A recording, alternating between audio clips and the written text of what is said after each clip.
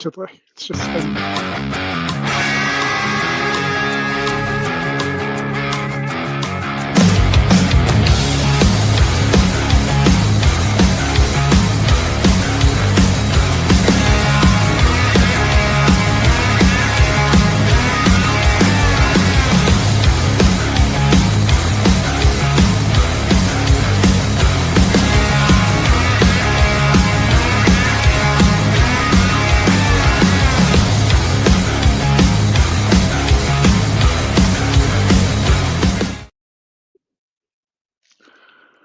Hello, everybody. Welcome to the stretch run. It's Oldy and Puck here. So, no, we're in the Justin birthday formation because he is celebrating his birthday today. So, happy birthday to Justin. Cheers. Yes. And then draw on the outside, Liska Bianca. We're going in the gate at Gulfstream, though, that this race, on Liska, paper to me, there Bianca, didn't look like there was a heavy favorite. And the sixth. They're at the post. Allen, Scott Free, Wiz, Bob Jackson. Let's go. Let's go. And they're off. Hey, guys. Blazing Affair blew the start, 4 lengths slow. Nia Dara wins the break and goes establishing a clear early lead. She's a length and a half in front as they stack up in behind her. From between horses, it's Chosen Factor out in the middle. Welcome to America. Farther out, Liska Bianca.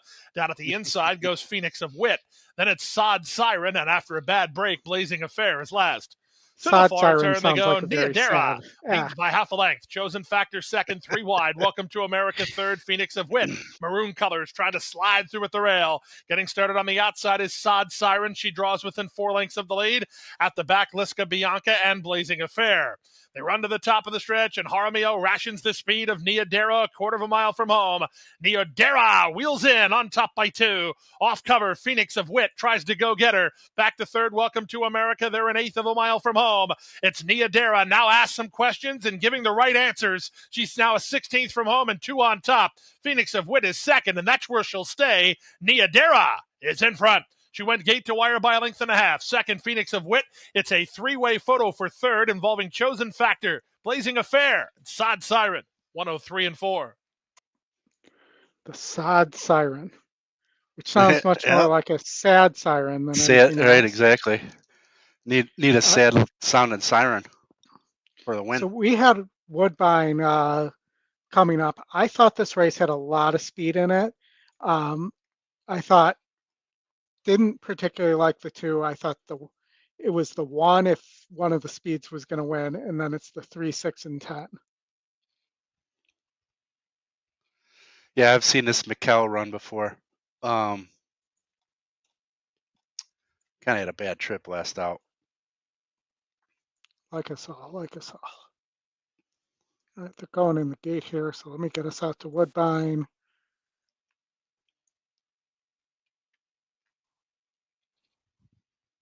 Yeah, there's a lot of speed in this race, isn't there? Yeah. Yeah. Brad, how you doing? Doug? See McKell. Hey, Brad. Good to see you. Mr. Anderson, as he's also known. Scott Free. Scrat, good to see you as always. Sylvain, good to see you as always. He loves the 3 at Woodbine. Yep. Stretching out. Nice connections there with Pietro. I think the 6 could get a similar trip to the 3 here and have a shot. I would agree, Oldie. Yep, at a big price. 30 to 1, as the announcer would say. But it's been a pretty wide open day so far at Woodbine. Has it? I haven't paid much attention to them. Open with like 40 to 1 in the first race. Yeah, McKell took money.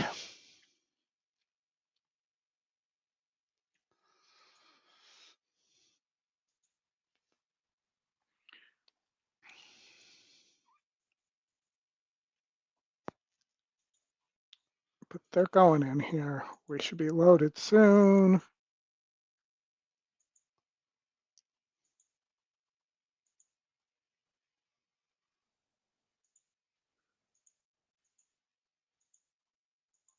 And they're off, and I don't know why there's no sound. So let me try to figure that out.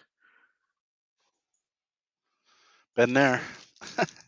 Sound was working when when we came on the air. Number 5, There we Niadera go. was the winner. There we Number go. 2, Phoenix of Wit was No, second. that's not. Three-way Oh, photo that's for third. Gulfstream.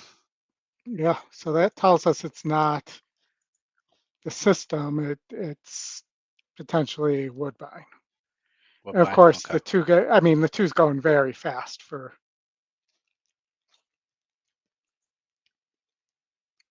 Well, for 8, but still, Yeah, they're not going to get a going breather. they're going at a good clip. That 3's sitting nice.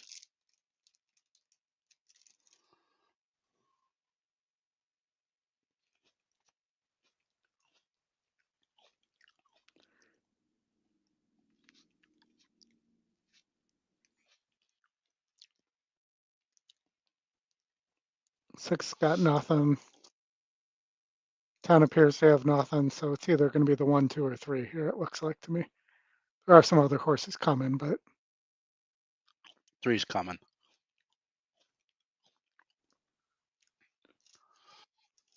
Yeah, you're not gonna get there though. That 1 came back. mhm. Hey, 8's flying. 1 gets caught every time, and it's going to get caught by the 8 here. The 3 got a second gear too. Huh. That 8 has a big GSR drop. Switching surfaces. Interesting.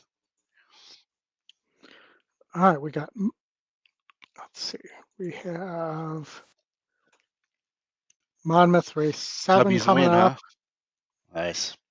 Yeah, beat the Beat my Yankees. Yankees after getting spanked by the Yankees yesterday.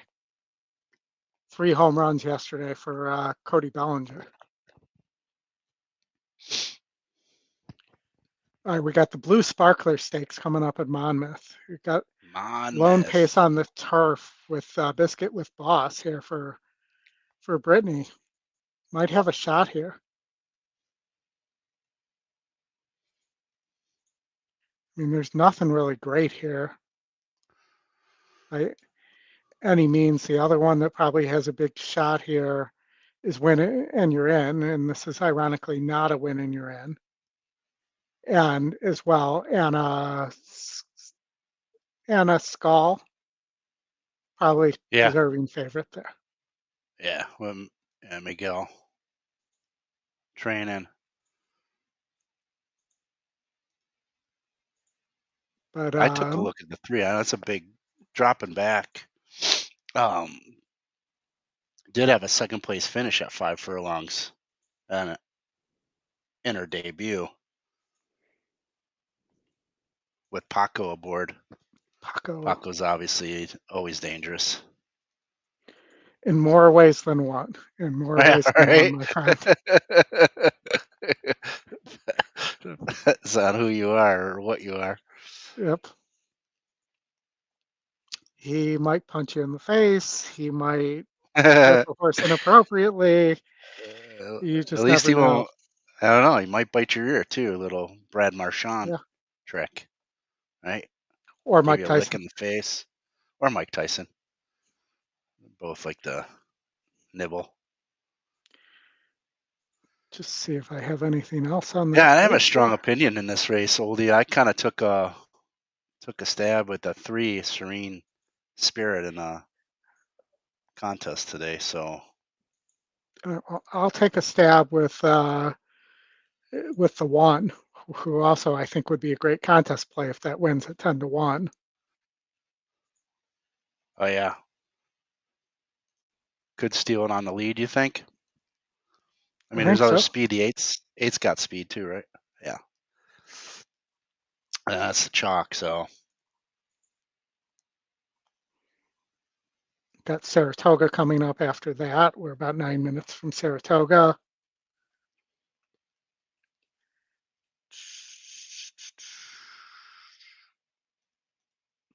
Let me just look at one other thing here, see if I can have any other angle I like here at Monmouth. Monmouth race 7.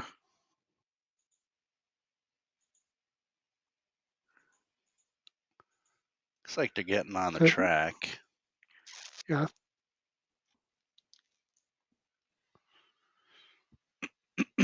Three's starting to take some money. All right. So is that one. the other one, so the 6 does seem like the 6 and the 8 seem like they're cut above according to what I'm seeing here. In Yeah. my data I'm seeing, which makes sense. Yeah, the 6 They're the is two faced favorites. upper, and Yeah. And the 8 does have speed to go with the 1 potentially. yeah, I think the 6 is the class of the group. Let's watch the race sim in the meantime.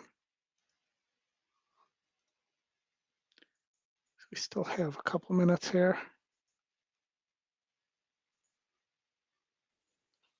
I don't know. I think I still like the 3 to just sit off the pace. 1 at a mile.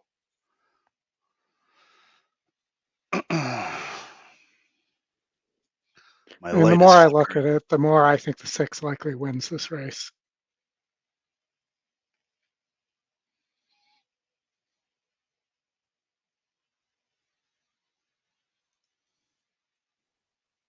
Here we go. They're nearing the gate. I know Matt's sound was working when I turned this on today, so. Yeah, the 1 and the 8 face each other back in Laurel on the June 15th. And Roja, the 8, just missed. It looks like are they on the right turf course, or they have to go to the inner there? They got to go inside. Yeah. They faced each other at Laurel on the 15th. Yeah. I mean, the 1 was close there, though. It was six lengths back. That's true. I was just looking at finishing position.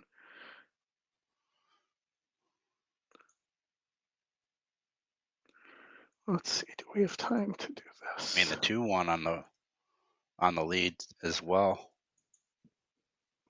Yeah, I don't think we have time to do a race replay of that Laurel race right now, but that's something else we can do if. Cool. When my mind's actually working right there. Turf looks dry there. It does.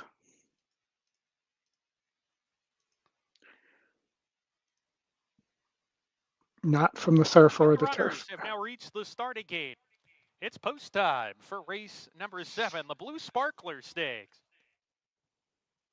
Watching the board here. The 1's still at 9-1. 3 is still at 6-1. Not too late, post position 2. 6 is at 9-5. Serene Spirit walking up to the gate. I'm not going to change. I was thinking about switching to the 6. Storm Changer, post 4. Winning, you're in. Chris Couples, good to see you. Yeah, so far, all right. I'm doing all right at Saratoga. Hannah Skull and Roja to the outside.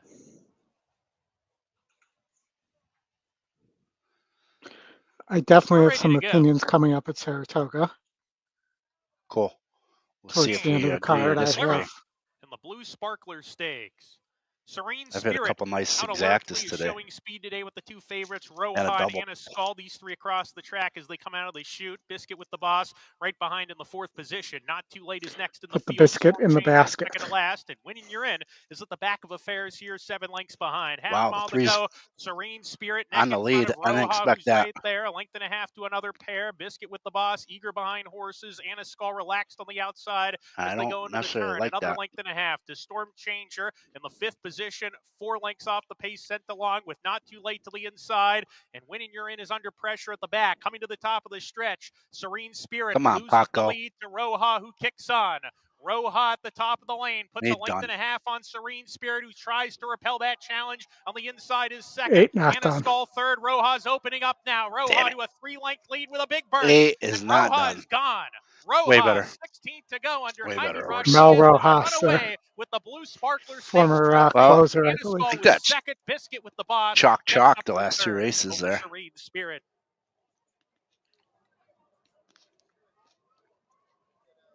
Yes, it's racing Matt Miller with love.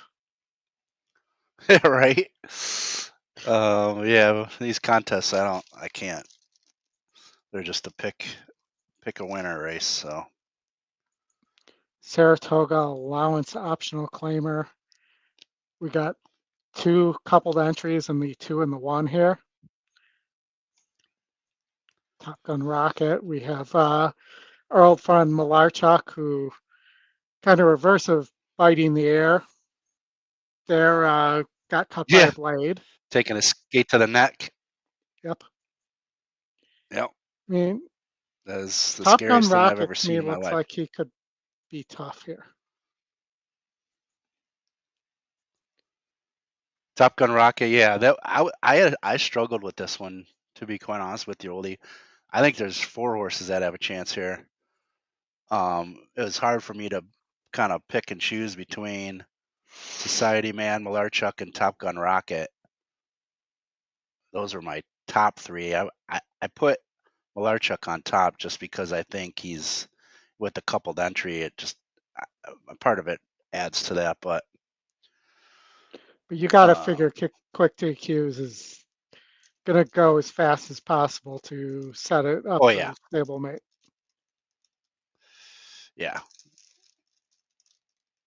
The race him as Top Gun Rocket winning. I mean, the coupled entry does have Digital Oops, who's also very fast.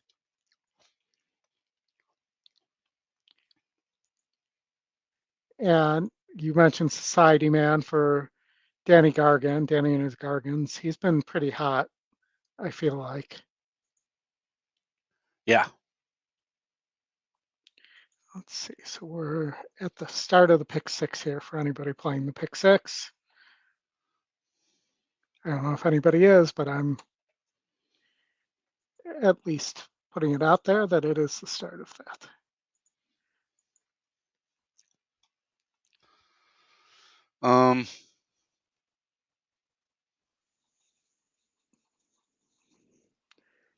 Yes. I had a typo.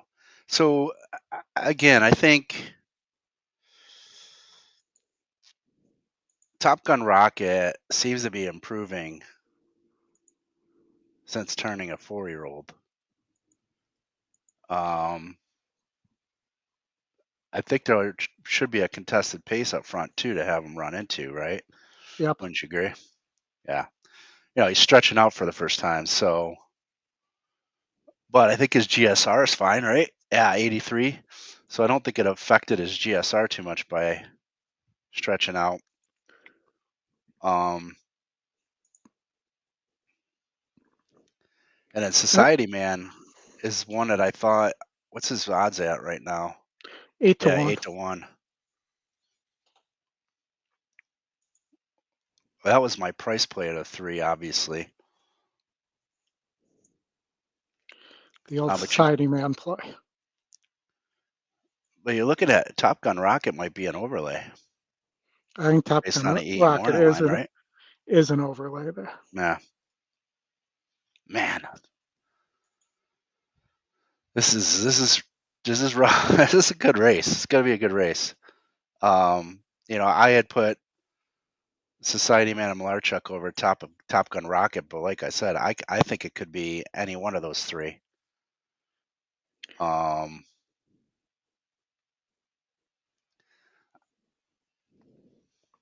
And I think I used all 4 of them in my pick 4, although stupid me, I left off my 12 Light the Way in race 5, and I knew that horse had a big chance, and I don't know why I left it off the ticket.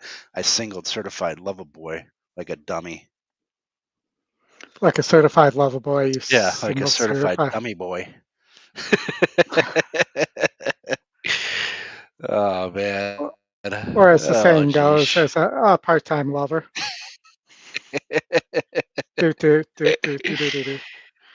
I'm just looking. I think you could go for a Farbridge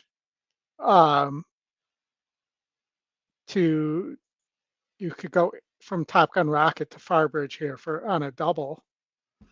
I would agree. For sure. And that is Where are they at here? Are they almost 10 to to 1. That's not bad.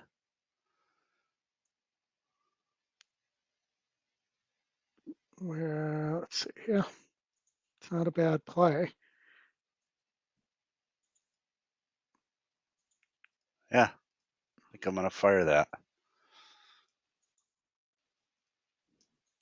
I'm also going to fire a pick 3.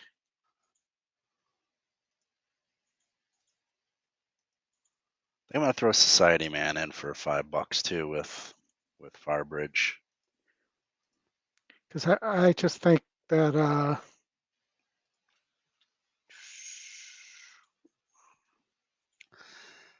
I think Farbridge is a likely winner there. Oh, yeah. I mean, I've been waiting for that bad boy to run again. That's one of my favorite turf horses at the moment. Bad boys, bad boys. What you going to do? All right, so Saratoga's off. Yeah, I didn't get my double in. And I do not have the sound up. Let's see if it was worth. Digital Ops is in front of Olympic Dreams by a half a length, and then looks like Drake's Passage, the 4, and Malarchuk right at their heels. And Society Man stalking as well. And then the contingents of 1A and 1 in our Top Gun Rocket is fading. Looks like Quick to Accuse is the one that's going to fire out of the couple of entries right now, or at least is attempting to.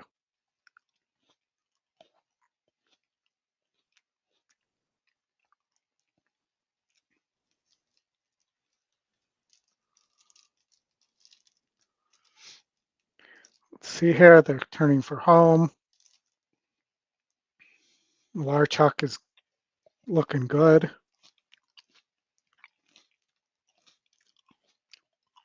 It looks like it's going to be the 2 coupled entry instead of the 1. Yeah, we're gonna. Top Gun Rocket is gonna come up for second, and too late. Malarchuk, it is. Too late.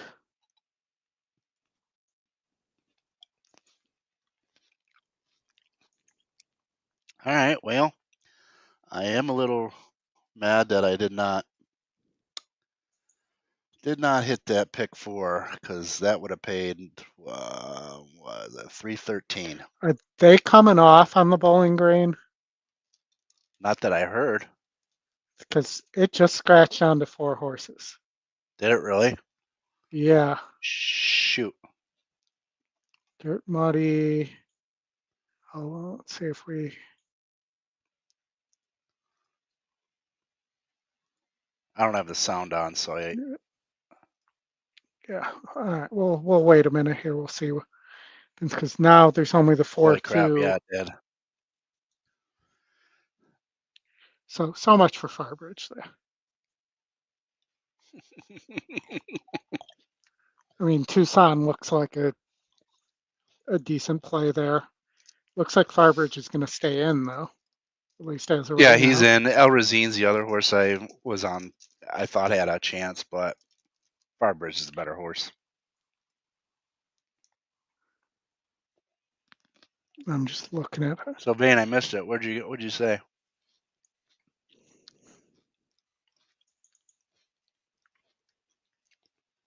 Mike is a hockey. Oh, yeah, Malarchuk. Yeah, I actually did. That was the top pick I had over the 7, and when I put together, but I felt the 2, 7, and 1 could have won that race.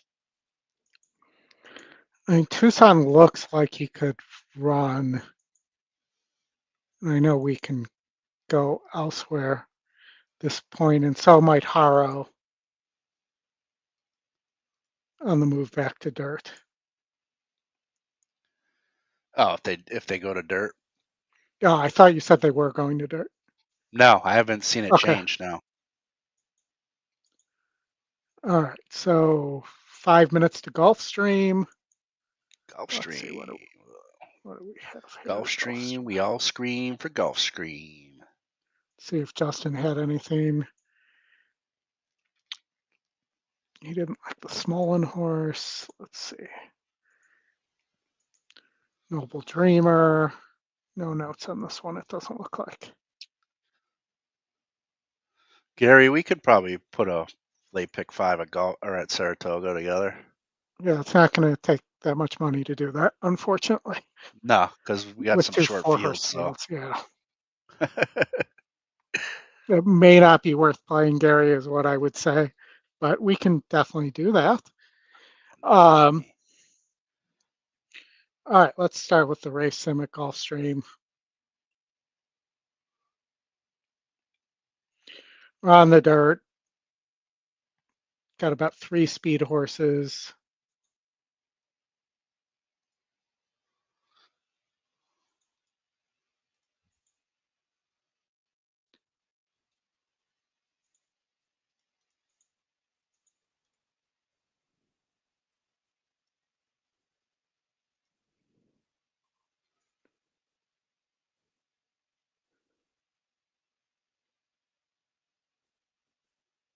Hi, Joe. Good to see you. What number is that?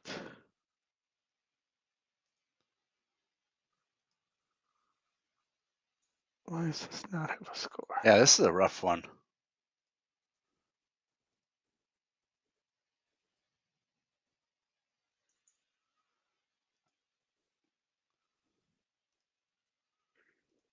Huh. This is a rough race at Gulfstream. For sure. Not a very good group of ponies. I mean,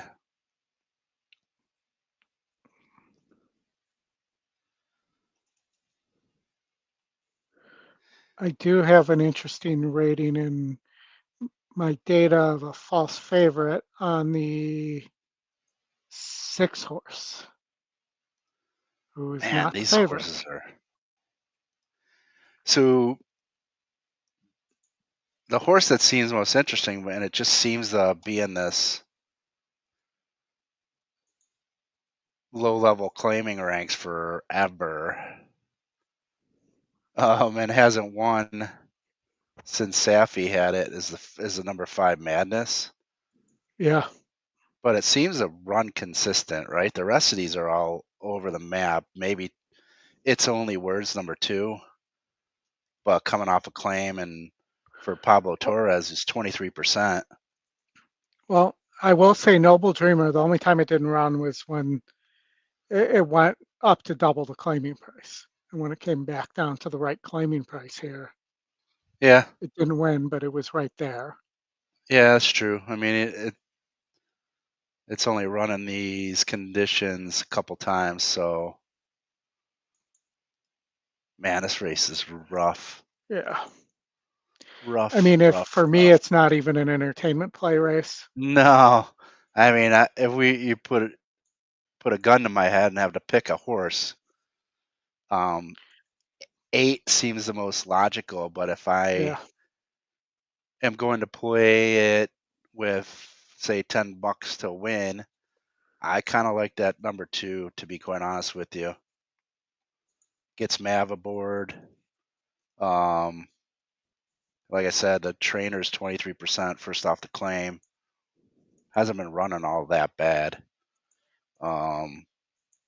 Weakened in his last race at the same conditions. So been a beaten favorite too. Yeah. Looks like Justin had a note on him too. Shows tactical speed, can be effective either on the front or sitting just off. So, and I think you got a bit of a overlay there with the EE morning line.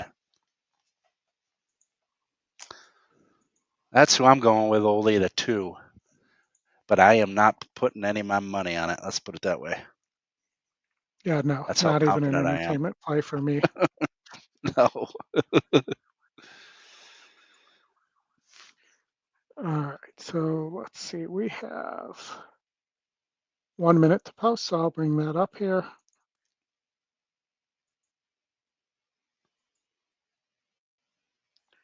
We'll look at them on the track. Maybe we'll get some insight. All right. Let's see what we got here.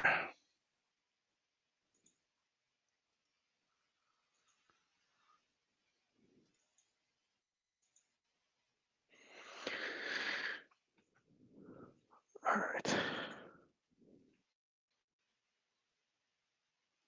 Oh, he did like the 2, huh? Gary, yeah. Ladies and gentlemen, we have a late rider change coming in for the first time in the 11th race. If you would please turn to the 11th race for a jockey change on number 11, Stone Cold Flex.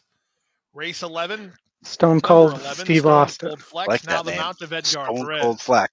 Edgar Perez rides the 11 in race 11. Some of these horse names are awesome. Yeah. That's a great name.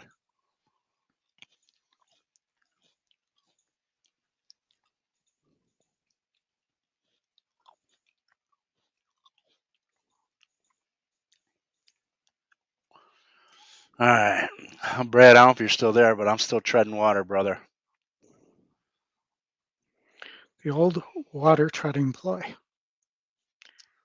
That's all I'm trying to do, man. Hang on for dear life. Chris, I see you right behind me.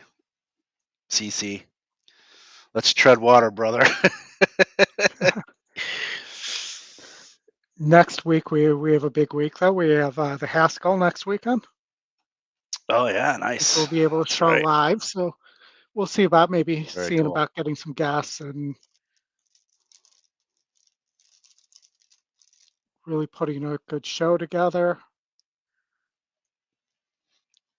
Let's see, what do we have coming up here? We have Ellis coming up too. Let's see, when is Ellis? I'm just trying to plan this. Ellis is 16 minutes right before Saratoga. Let's see, Monmouth is 4 minutes away, as is Woodbine. Yeah. I'm going to say we'll go to Woodbine there.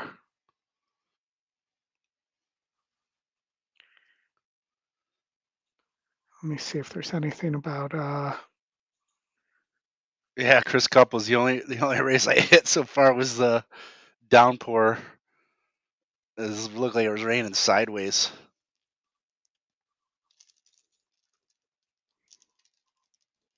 Is there any other way in life to rain? No, that's the fun rain. The horses are at the gate. It's now post time. Miguel's Bell's one of the only ones out of line. Noble Dreamer just went forward in the red and white. Scott. We go 6 furlongs to start the late pick 5. Locked in, ready for action. And they're off. Step slow to break was Madness. Good start from between horses for Cajun Anthem, who heads off for the early advantage. Moving out the rail, Patty's Having Fun is on to challenge. These two get acquainted. Noble Dreamer well situated down on the inside. That's Amy the Butcher moving up. On the far outside, it's Miguel's Bell. Back from there, Drills Valentine and Foxy Lady. The two at the back, It's Only Words and Madness. Half a mile away with the advantage. It's Cajun Anthem on the outside. Patty's Having Fun right back at her toward the rail. These two continue to spar. They've opened 3. On the team of Miguel's Bell and Noble Dreamer, they run as 1 while racing 3rd and 4th. 4 ahead of Amy the Butcher, who's asked to quicken, 7 lengths off the speed. In front of Foxy Lady with an improving It's Only Words at the rail as they reach the top of the stretch. Cajun Anthem cracks under the pressure. Here's Noble Dreamer with a big run on the outside of the leader. Patty's Having Fun. From 4th, Miguel's Bell. Underway from the back, It's Only Words. Amy the Butcher alongside her as they straighten for the drive. Noble Dreamer, she takes a clear lead, and this one looks over. Oh, Noble Dreamer now by 3, by 4. 3 to 1 Running seems home like and a tugging gift the from back is Noble Madness, Dreamer. but she Wasn't can he only like get a 9 to slice. 5? It's Noble I would Dreamer say. who's in front. Noble Dreamer to win by 3.5. Miguel's Bell second. It's Only Words third. Yeah, Then Patty's Having price. Fun and Madness in 110 and 4. Macho Madness. Ooh, yeah.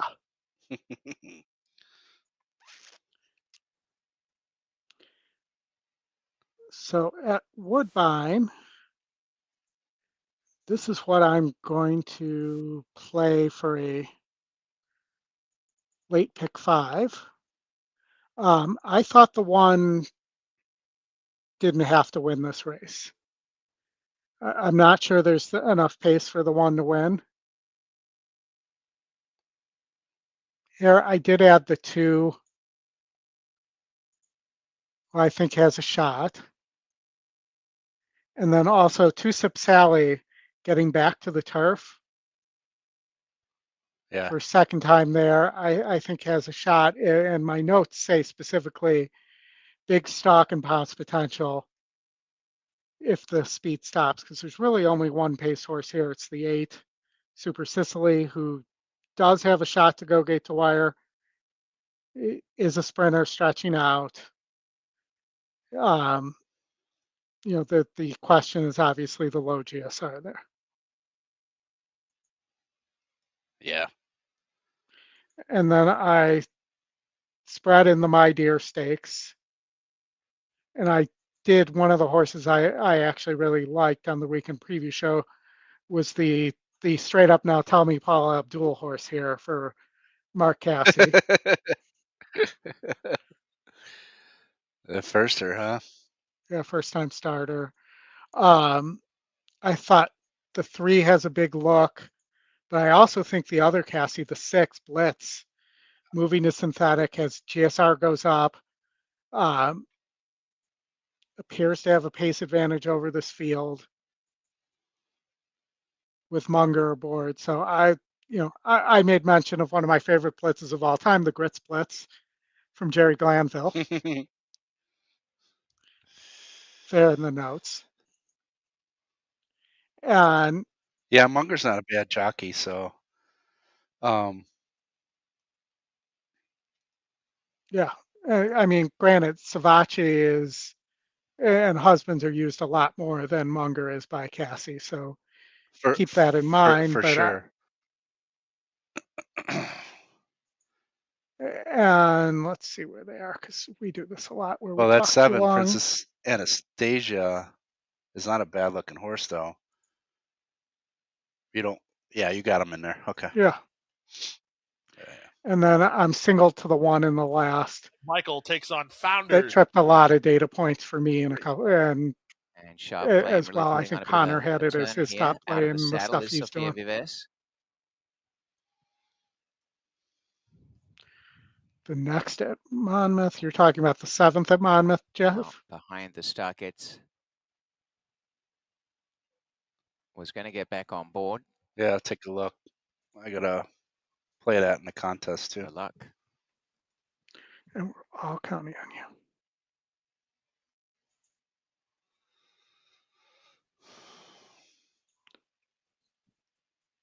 Okay, so more to come regarding Sharp Flame.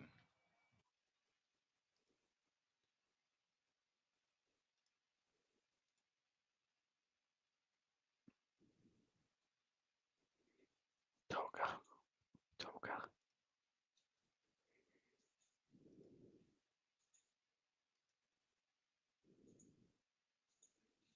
Number 6, Sharp Flame, is now late scratch by order of the stewards, refusing to load. A gate scratch at the gate. Number 6, Sharp Flame, officially out as a steward scratch. There'll be a delay. Or a steward scratch. Yeah. Yeah, I saw that, Sylvanus. That's sad. That was a great horse. Sad to see when that happens.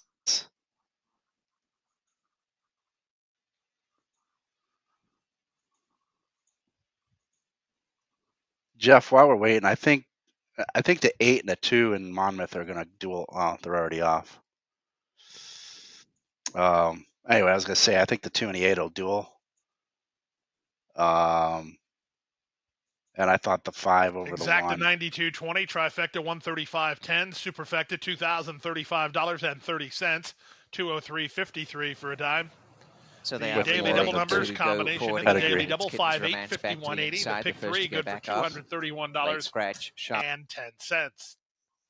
110 and 4 for $8.60 winner. Noble Dreamer. Looks like the 8 at Monmouth's going to hold. No, the 1's going to might get there. It's going to be close. Is he gonna get there? No, the 8 got it. No. 8 got it. See, glad I didn't tell you to not bet the 8. If you bet the 8, I thought he was gonna get pressured, but apparently he hung on.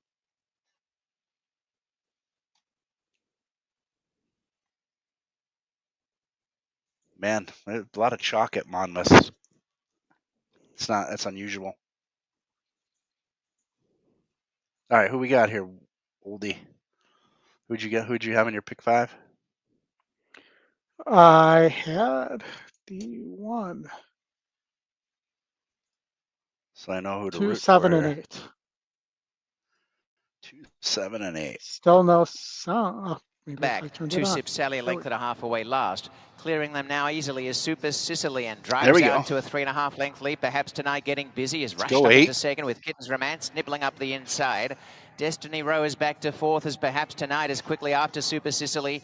Next to last, 2 Sip Sally coming into 8 it. And appears last done. of all is Secret Load. Racing towards the half mile. And Super Sicily by 3 parts of a length in second, Perhaps Tonight. 1.5 to Kittens Romance is handy on the inside.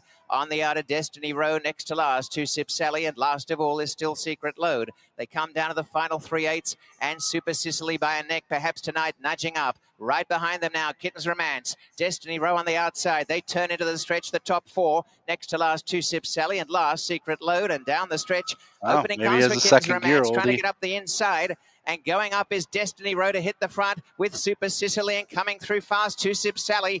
And 2 Sip Sally drives with Kittens Romance the inside, and 3 across the track. And it is 2 Sip Sally and Kittens Romance. Kittens Romance has the rail. 2 Sip Sally, Kittens Romance. And now Kittens Romance on the inside. 2 Sip Sally won't give up. They hit the wire. Oh, that is close. It's close. Oh, my gosh, on the that's outside close. with a bob, and on the rail, Kittens Romance, a photo finish. That's close. Back in third, Destiny Row, and out wider was Secret Load. And a photo to decide it in the time of 1:34.97. You gonna call it? That was really close. What's up, Chuck? Chuck, look like the inside from that angle.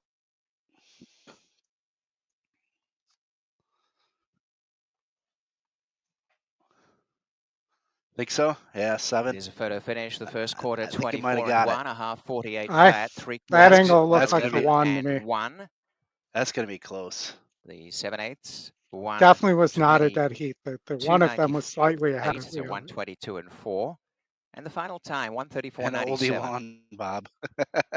Nice scratch. That's funny. Oh, man. And I did do a Toga pick 5 too. Toga. Nice. It's not big. Nah, I wouldn't think so.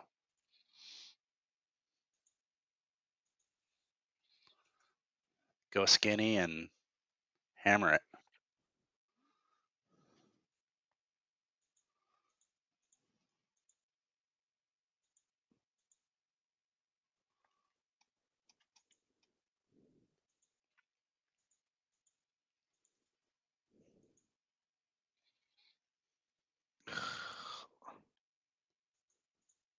This might be a long photo. I don't get why they do a head-on replay. After a photo like that. I mean, unless they were looking at some bumping, which nobody was even close to that. There was no bumping there. That angle looks like the 7. It looks like the 7, yeah. I think the 7 got it. The 1 has the bob. That second to look. win There. over Oh, Ladies and no. gentlemen, we have a late scratch in the 9th race being announced for the first time. And I know I turned the sound off. for Silent and Violent. That's race 9, scratch 4, Got Silent a mind and of its Violent. own today, Oldie. Silent and Violent. Is that the same race that has the Stone Cold horse in it? I don't know. All right.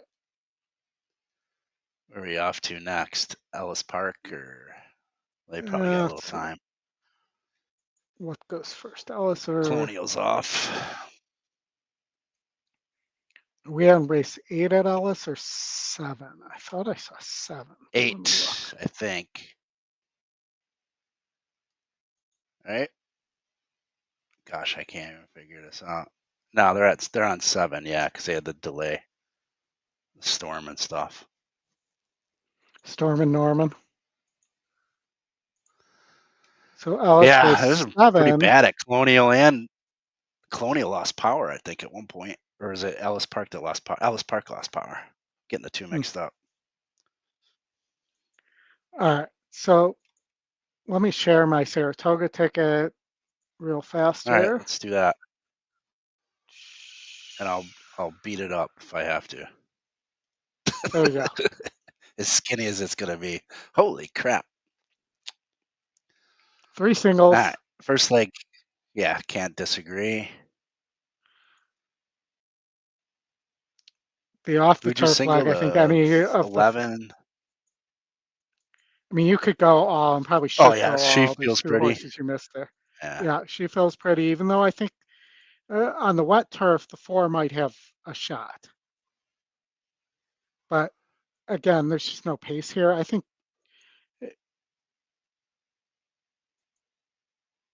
I mean, she feels pretty should win this unless Chesa just takes off on the front end.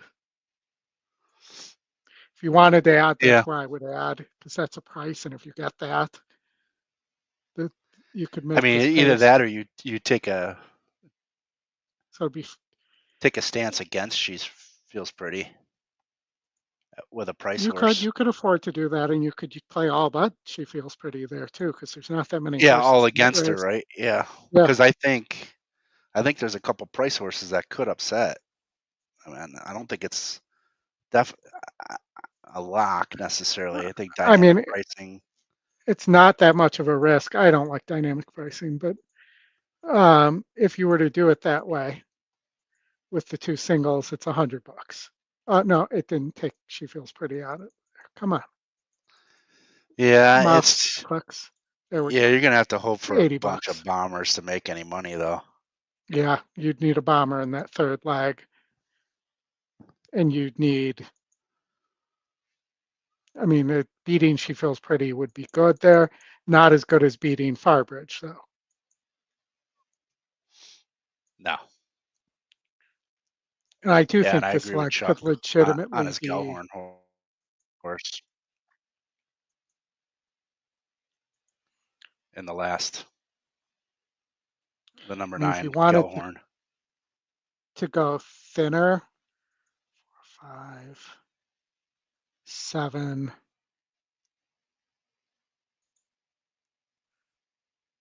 Probably add the Safi horse here. This would be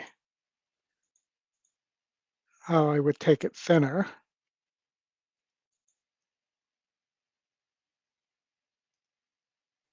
And the 8's burnt so much money. But I mean, even Little Knee has a chance there. I wanted to say Little 9. Now you're down to $56 to play against She Feels Pretty.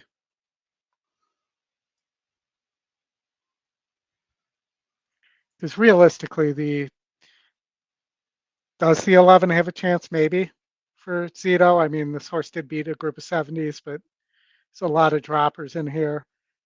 Yeah. I think the 9 doesn't legitimately have a chance, and neither does the 1.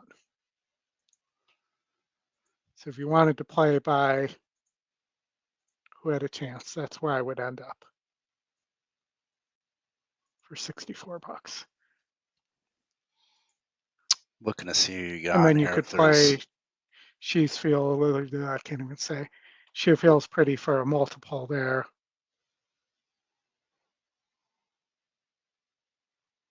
Yeah, I think you could probably play a couple tickets, right? One where you go super skinny with singles to She Feels Pretty and Farbridge, skinny up 9 and 10, and I would add the 9 horse to the last race. That could be, you can get away with a $20 ticket or something like that for 50 cents, or not probably even less than that for $1. And then do what you've got here to spread it out and hope for a price. Yeah, see, I'm going to do what I have here, and then I'm going to do one to She Feels Pretty. Yeah, Scott, I'm sure, and they probably think that She Feels Pretty is dangerous enough, and they don't want to risk. They don't think they have a chance. So that's my guess. Same with Farbridge in the next. What be your best scratching out? Yeah, why they're scratching out? I think it's the wet turf. Yeah, they don't want to injure their horses, especially they don't have a chance. No, I think Be Your Best. Be Your Best was my best bet of the weekend. On the weekend preview show, was going to smoke. She Feels Pretty in that race. Be Your Best? Yep. Until I like that horse. the turf was wet. It wasn't going to face the pace pressure or the other pace it faced in that one Keeneland race. That was a kind of just laying an egg there. So I ended up playing also here. This is the other play. And I played that for $2. Yeah, there you go. Yeah, something like that. You can even skinny that up even more if you wanted to, and I don't think you hammer it can even skinny harder. in leg 3. You could maybe skinny in leg 2. If I were to think skinny 2. Yeah, and like I said, I would add Chuck's horse, the 9, in the last, to add a little bit of a price horse in the last. It is top GSR now.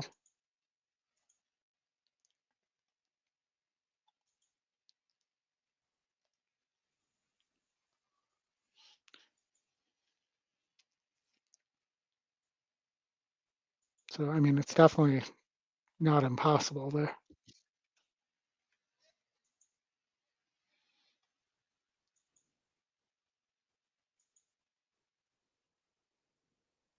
Right, it's kind of expensive, but yep, all that money spent on training and feeding and all that stuff, and they have no way of making money. But then again, you don't want to hurt them to potentially make money later, so it's kind of a catch-22 in my opinion.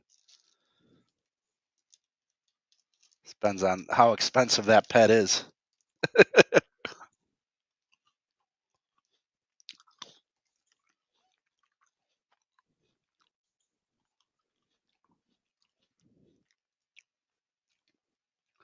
All right, I think I'm going to go a little bit skinnier, Oldie. I don't know if I have time to get it in, but let's see. I think I do.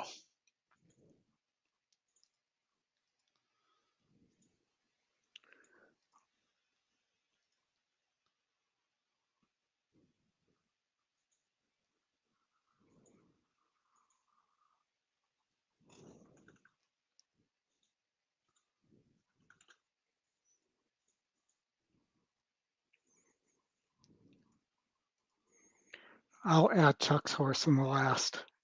I won't be stubborn.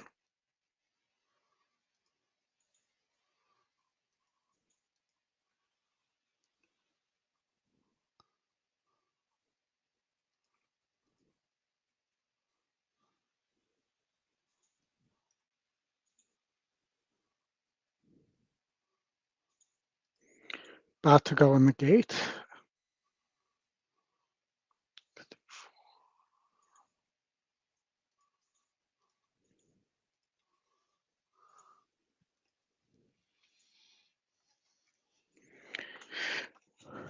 Let's see if I can get some All right, sound going for Farbridge, let's do Sloga here. this.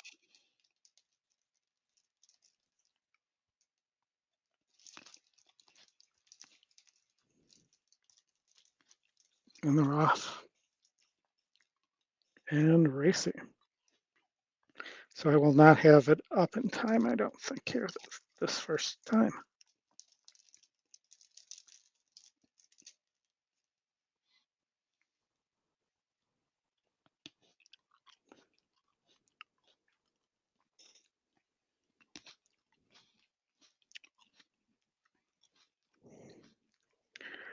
The 4 Tucson on the lead. Yeah, I'm going easy.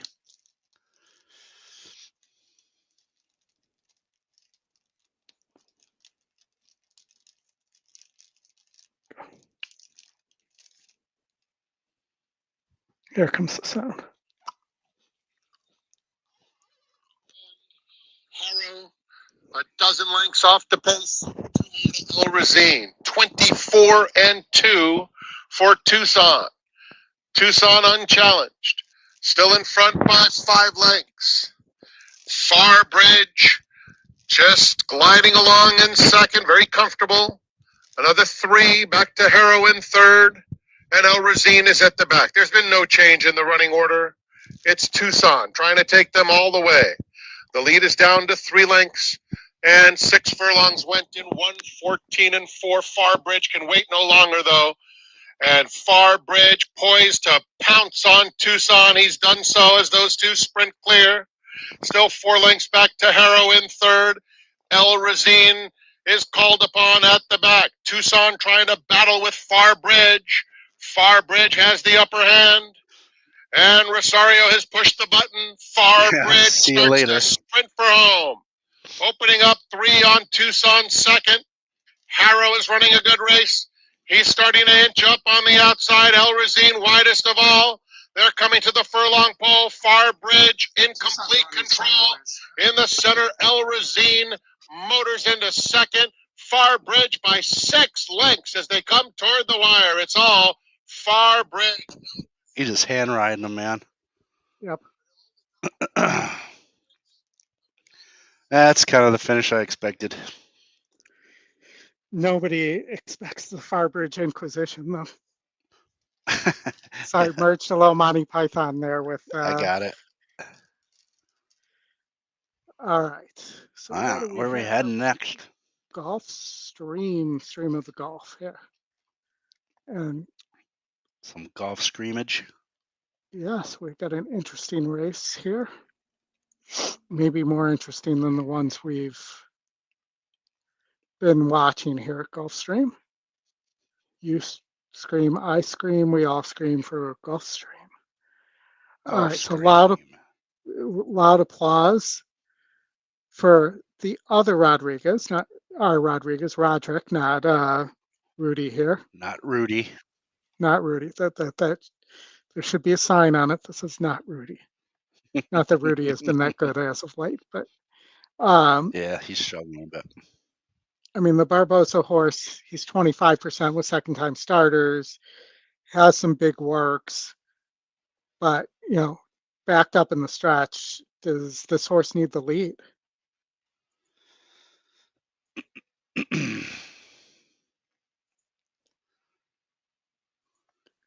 Any thoughts on that, Mike? No, you mean the Skellig Michael, the 4?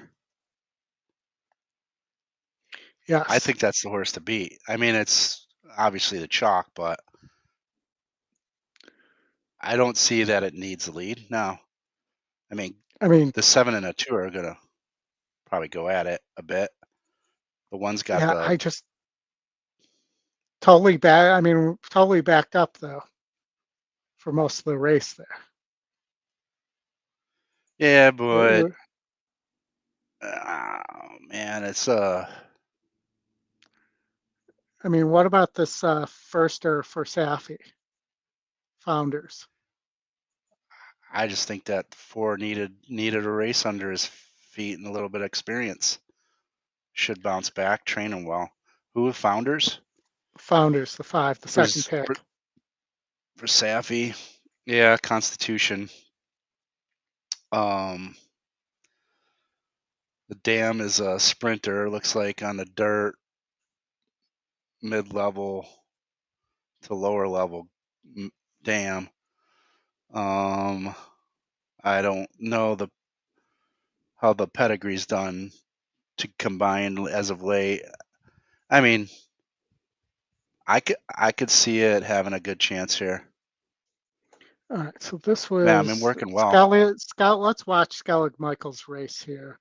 Let's see what happens. 6-8 Gulfstream race 4. 6-8 Gulfstream race 4.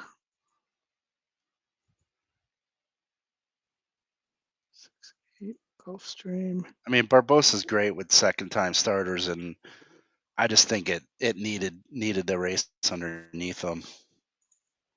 They're in the gate. Can you look at what number the horse is there? And they're off. Trace Coronas goes right out for the front end, takes the lead at once. Maximus Cat comes out running second. Commenda Torres running third, and then it's Skellig Michael towards the inside. Arwen Chester from the outside trying to challenge for that 5th spot. And then down towards the inside comes Insurmountable. And the 2 at the back are Pico Platt.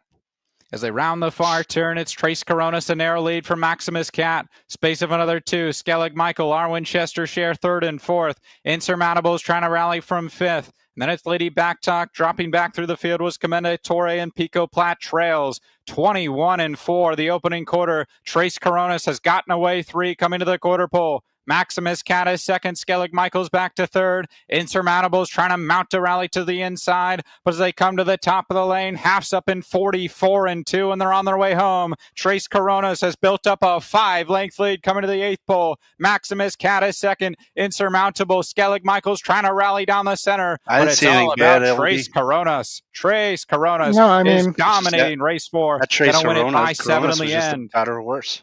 Second was Maximus Cat. Photo for third. Yeah, I mean that's why race replays are big. When you just look at the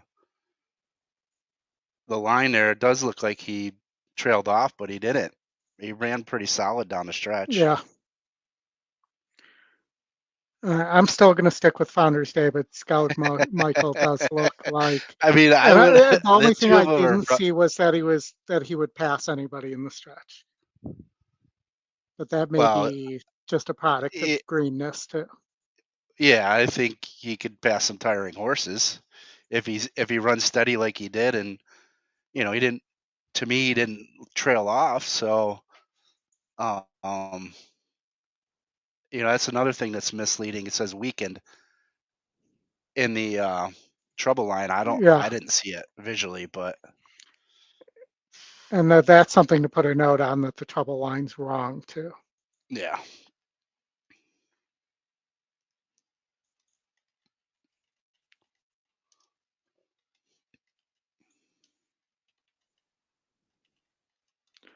Which for sure it is. Yeah, I just did that. Yeah, I like the 2 and the 5, or the 4 and the 5. I think the top 2 Scotty picks have it. Actually, I think the top Scotty picks have it completely. You can Dutch and Exacta there. Dutch Exacta, my God. I don't even know. Let me see what they're. Well, you may not even have to, because they might even be the. I'm gonna look here. Probable. I completely once knew a guy named Dutch Exacta. Yeah. Smoked a cigar, sat at Arlington. Oh yeah, I guess you would. Oh yeah. 4 over the 5 is $6, and 5 over the 6 is $10. So that's not bad. That's Dutch worthy. No, those are actually pretty good prices. Actually, Dutch was also Harry Carey's wife's name, Dutchie. Oh really? Yeah, Dutchy Carey. Did not know that. Mm-hmm. Scott Free can back that up. As Harry Carey was also a former White Sox announcer before he came to the Cubs, as well as Cardinals. Like a hand of blackjack.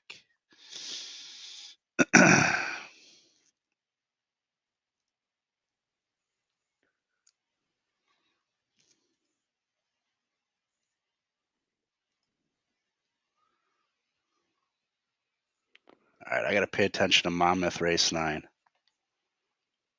All right, Monmouth Race 9. 9. I have the 8 right now. If they've gone off yet, I know they were. Not yet.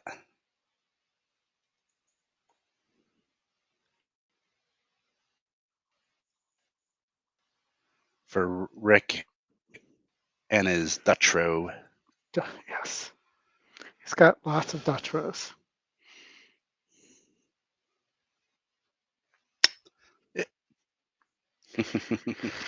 Disco Demolition. I don't know. Steve Shows Bell. him backing up. I don't know.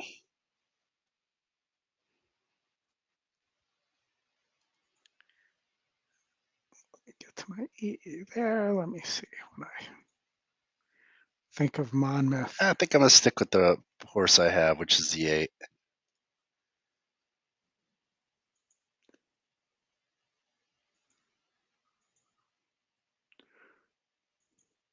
I mean, I don't like the favorite at all. Need a couple wins here. No. The horses are at the gate. No. It's now post time. I was looking to see if there's now a for race price in number 8. that race. Starts the late pick 4 today. I'd be on the 4 Mexican Sugar at 5-1. That's who I was just thinking of. Founders and Skellig I was Michael, just looking at that horse, Oldie.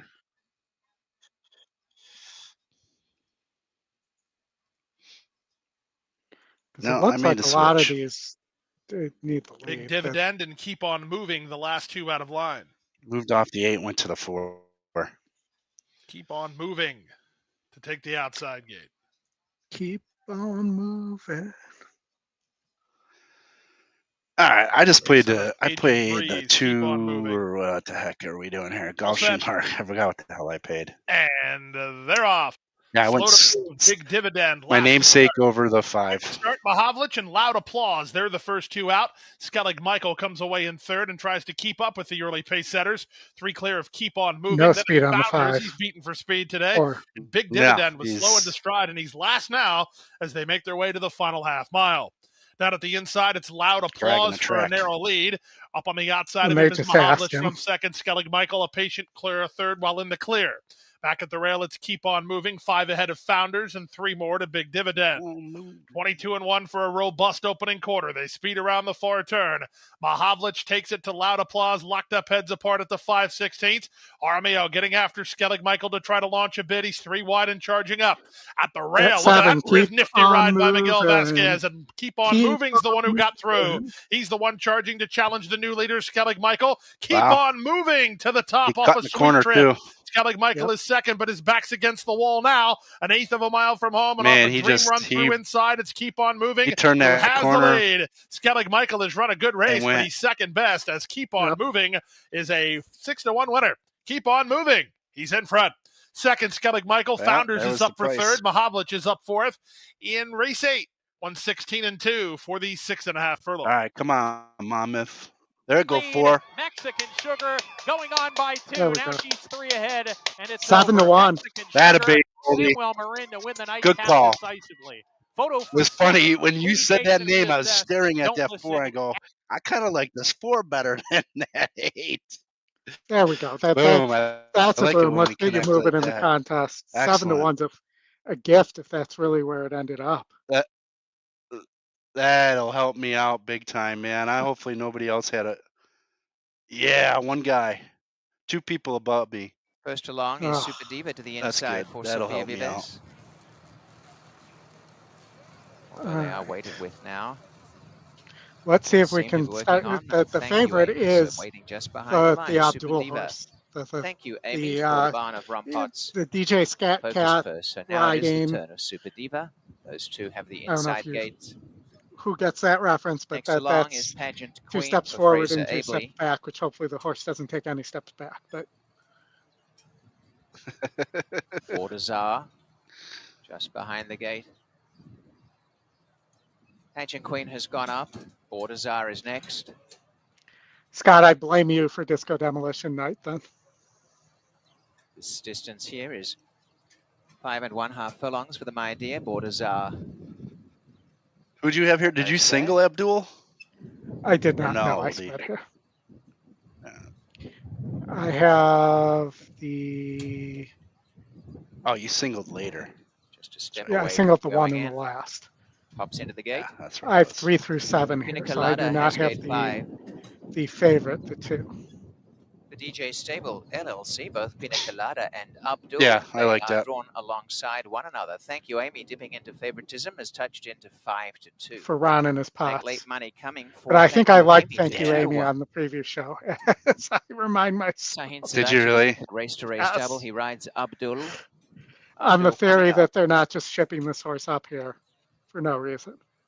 Turning around is Super Sporty. Hopefully Ron won't get to bang the pots here. Yeah, I mean, coming from Prescott, so I'd rather take a local. I'd rather take a local, though, in my opinion. Waiting at turn still for Super Sporty is not quite there. And the other one is Sapphire Beach for Pietro Morin. Having shipped across from Churchill. Spice. Mike Doyle, the trainer, and will be the last. But going up is Super Sporty with a little reluctance. Again, still not quite there. Front of the gate to be open now for horse 7, Super Sporty. Super Sporty. Huge win percentage on Super Sporty for a trainer that's only 2%. I saw that. Yeah, at a big price too. But there's some monster Victoria works. Stakes earlier in the program. Now it's the filly's turn for the 2-year-old stakes. Super Sporty gradually coming in, has come forward. That has done the trick. The front of the gate helped. Super Sporty, get your butt in there. Just to stay in the gate is the next requirement. That has happened. That so does seem like a Ahmed requirement God of being a horse. And racing, and at least unless you're in France. Beach, Pietro Morin, gate number 9. Or you're a harness horse.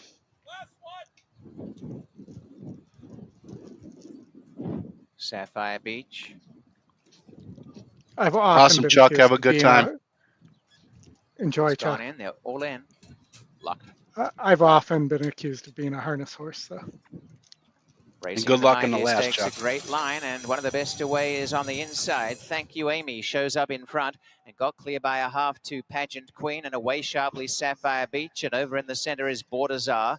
On the outside, keeping handy, Super Sporty. A length and a half away is Super Diva. Then Ahmed Gard, a long way back, is second last Pina Colada, and Abdul is last. Showing the way, Wonderful. Thank You, Amy, flanked on the outside by Sapphire Beach, relaxing well a half behind. They've gone away by about 2 or 3 lengths to Super Sporty and Bordazar. In behind them came Pageant Queen, Ahmed Gard running on. They're well strung out. And then Super Diva, second last is Pina Colada, and Abdul is last. And on the inside, it is Thank You, Amy, pressed now by Sapphire Beach. They're about 2.5 to Bordazar. And on the outside is Super Sporty. Sapphire Beach trying to go by. Thank You, Amy, in front of Sapphire Beach. And down the center, Bordazar started to build that momentum again and is coming. Bordazar right over the top of them. It's Bordazar taking over from Thank You, Amy, and Bordazar rules in the My Dear Stakes. Yep. Flying home is Abdul, but Bordazar good call. Comfortable good win call by 3 going lengths against to the favorite. Abdul. That 6 is flying Pageant too. Queen, and 4th was Pina Colada. Good call, Oldie. 1.577.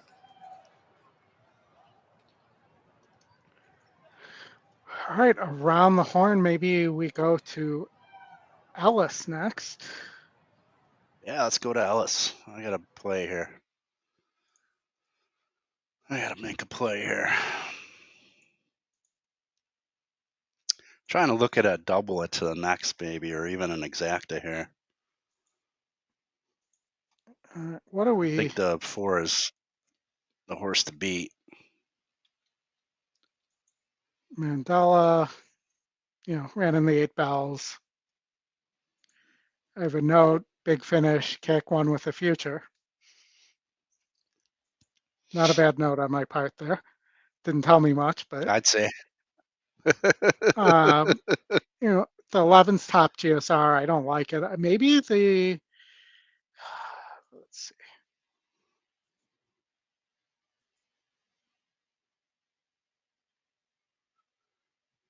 What about Justin Queso with the 4 Mandela?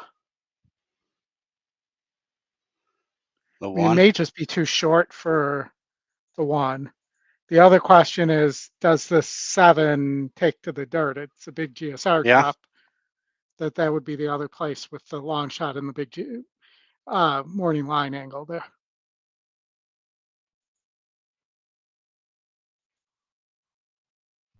To me.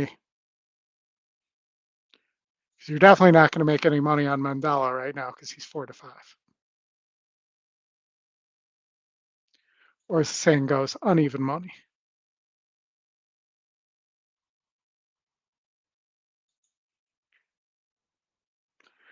Going in the gate at Ellis. We can't show that one, so I'll get the audio up here on the Ellis straighter.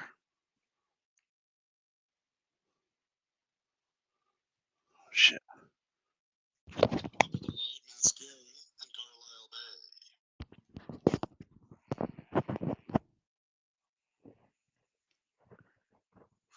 Carlisle Bay to the outside.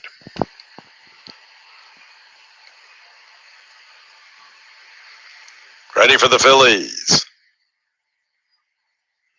And there they go. Caribbean Wind, fleet of foot. She's out for the lead, just in case so prominently positioned. Here's Carlisle Bay making a move into second. Mandela's amongst the early action. She's currently in the 4th position. Better than 3.5. The Magic Escapade with Modern Sound, and Mascara is the last of 7. Caribbean Wind popped the starting gate. A length advantage heading into the turn from Carlisle Bay. Just in case so is 3rd, little more than 2 lengths from the front. Here's the favorite, Mandela, finding her stride, gearing up, 2.5 off the leaders at the 5/16. 5 lengths to Mascara, and the last 2 towards the tail, Magic Escapade and Modern Sound. In the meantime, here comes Mandela with her steady charge for the lead. Mandela makes her move for the top spot off the turn. Carlisle Bay tries to fight on with Caribbean Wind, and further out is Justin Queso. Mandela has come away with a narrow lead. Caribbean Wind has a little fight from the inside, and to the far outside is Justin Queso. Mandela, Caribbean Wind. Mandela has her nose in front.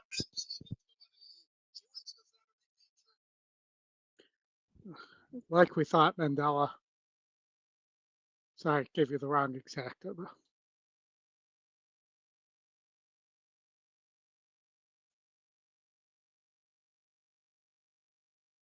You're muted, Mike.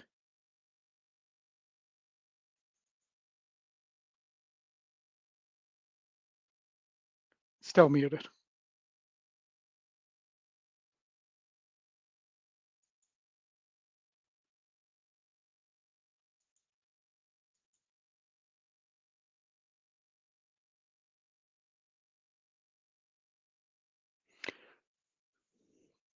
Well, we'll go to Saratoga next, and when Mike's able to get off mute here, he will. This is a off the turf that's not coming out of the chute. The 14 register does have a pace advantage, but looks class compromised here. Golden Kraken also looks like he needs the lead, which should help set this up for either Common Defense or Bulldoze.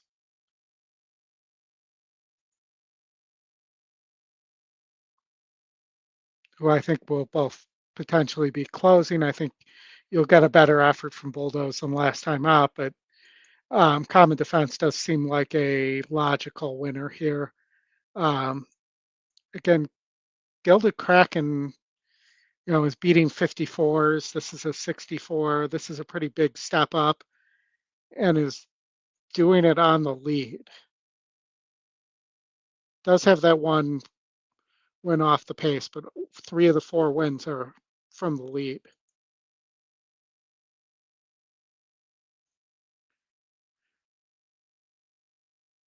So, if Register, we'll watch the race sim, see what the race sim thinks about the lead here for the 5. Gilded Kraken. Not Gilda Radner, but Gilded Kraken.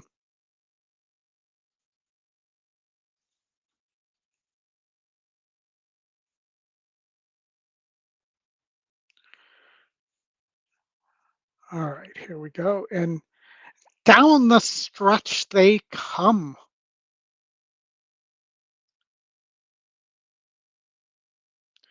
I don't think the 5's going to refire like that.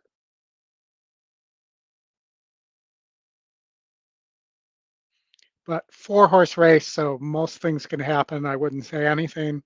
For instance, somebody's going to finish the race and win, so the likelihood of anything happen seems low. We maybe can look at Colonial. We did talk about this race on the preview show. Justin was on the Colonial race 9. Justin was on and I were both on the 1 horse. Here I was 158, Justin was 1675. I'm guessing Colonial's behind because I do not see any odds there.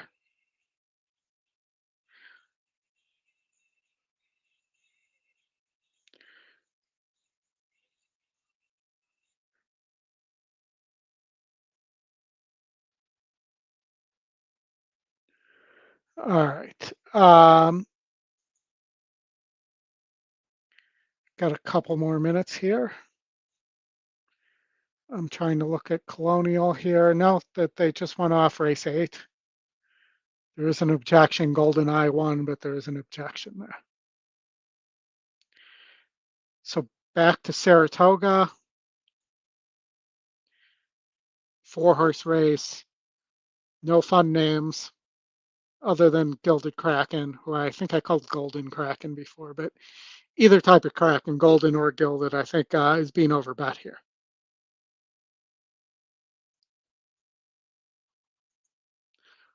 Or golden gilded Kraken, that's a different type of Kraken. Yeah, sorry about that, Alan. I forgot about that until it was time to not forget.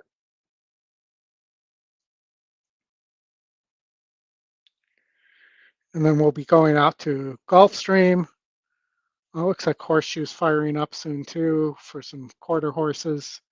So we can take a look there. No, actually, I'm sorry, for full horses, not just quarter horses.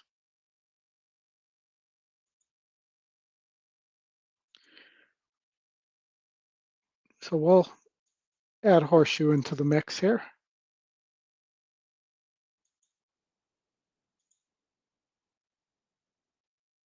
Coming up.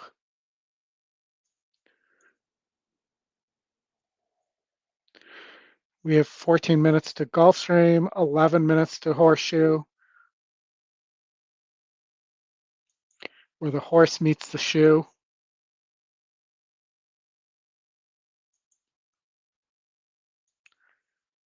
Four minutes to Saratoga.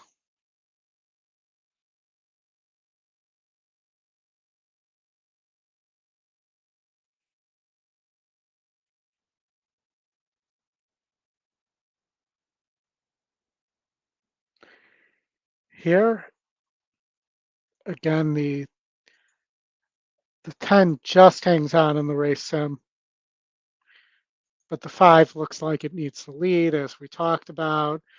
For pick 4 here, maybe try singling the 10 and seeing if you can get out of here with just using that horse.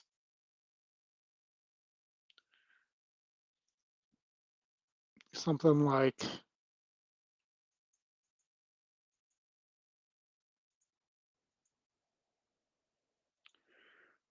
that for $4. If you want to add, we'll make it $8 and we'll add Chuck's horse in the last.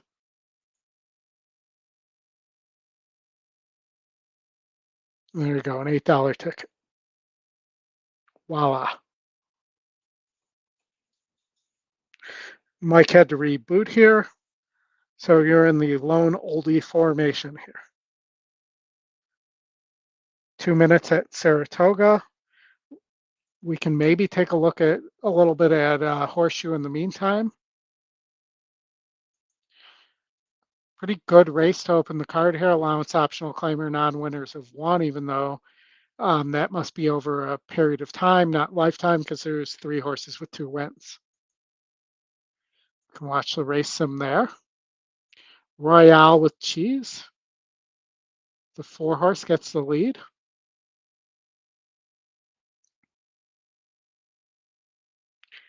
And here comes the Cheese to the second call.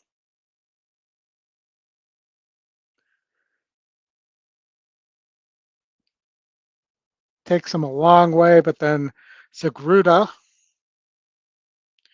looks like this horse might win by a Indianapolis mile. Not a country mile, but an Indianapolis mile. Brad Cox, Fernando de la Cruz there. Horse actually was a little cheap for a Brad Cox horse. Broke its maiden in a 38. Painted Desert, the other Brad Cox horse, I might like better here, to be honest. Broke its maiden in a maiden special weight last time out. That's a Godolphin. Homebred. You're getting a little bit of a price. I think that horse might be a little more tactical. Painted Desert, the second choice, to me, looks very dangerous. That's where I will land.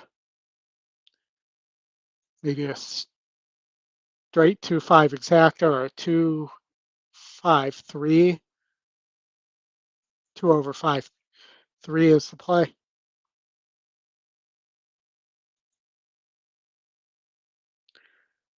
All right, Saratoga. Still a minute to post, which probably means like 3 minutes here.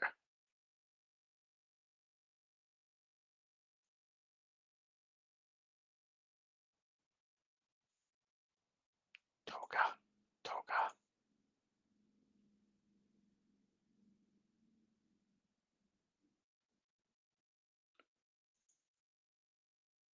Every time I hear Toga from Animal House, I think of the other line when Boone's talking to Katie and tells her it's not going to be an orgy, it's going to be a toga party.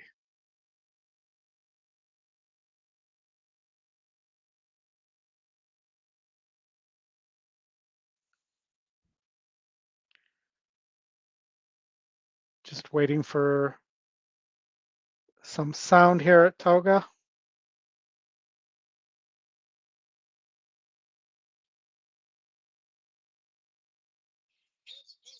They're about to move in for the night.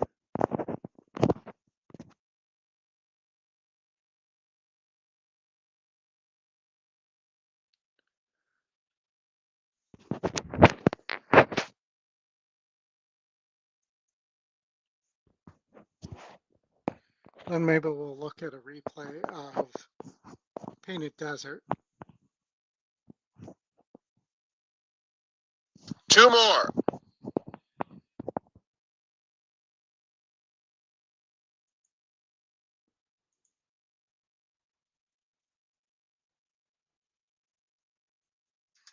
Register goes in. They're in the gate. And they're off. And Gilded Kraken goes right to the front. And Register sprints up on the outside. Bulldoze comes away in third. And Common Defense is at the back of the field early on. 4 lengths covers them front to back. It's Gilded Kraken who is left alone on the front end. Gilded Kraken has it by 2 lengths. Register races in the second spot. On the inside, Common Defense takes third. Bulldoze is fourth. The opening quarter went in 23-2. And so it will be Gilded Kraken and Jose Ortiz to carve out the fractions, straightening up for the run down the backstretch, prompted by Register, who is 3/4 of a length behind him in second. Bulldoze Common Defense, 3 lengths, covers the group. They're heading to the half-mile pole. And it's Gilded Kraken, who clicked off the half in 47-2, cruising along thus far, a length and a half in front. In second comes Register, Bulldoze on the outside, and Common Defense. Common Defense inching forward now, takes the second spot as they move with 3 furlongs to run.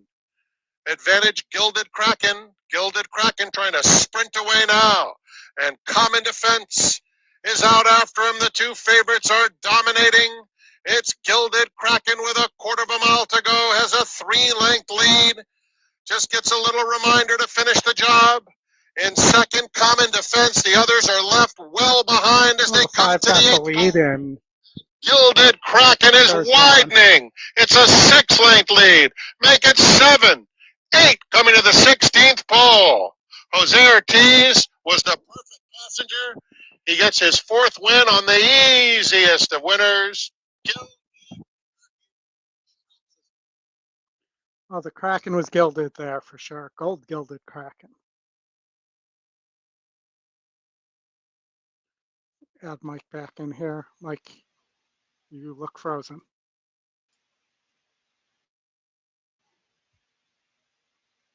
Mike does look kind of frozen there, doesn't he, guys?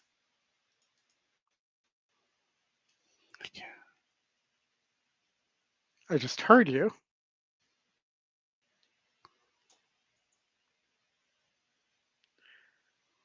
All right, let's see if we have time to show the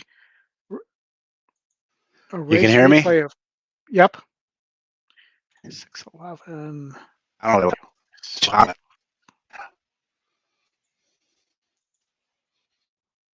We could hear you. No, we can't.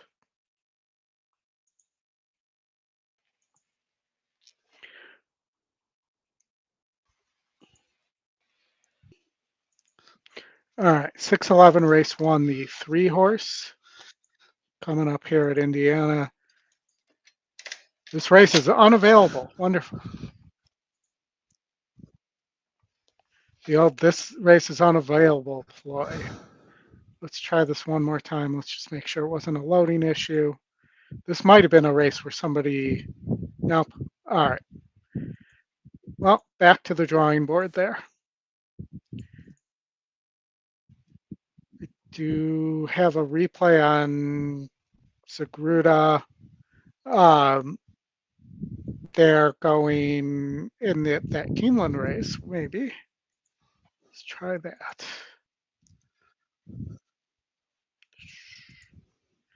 It was Keeneland 4:12:25.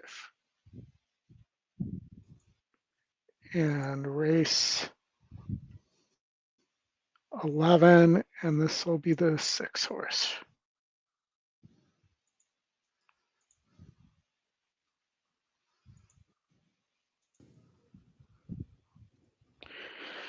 Clocked up, ready for a start.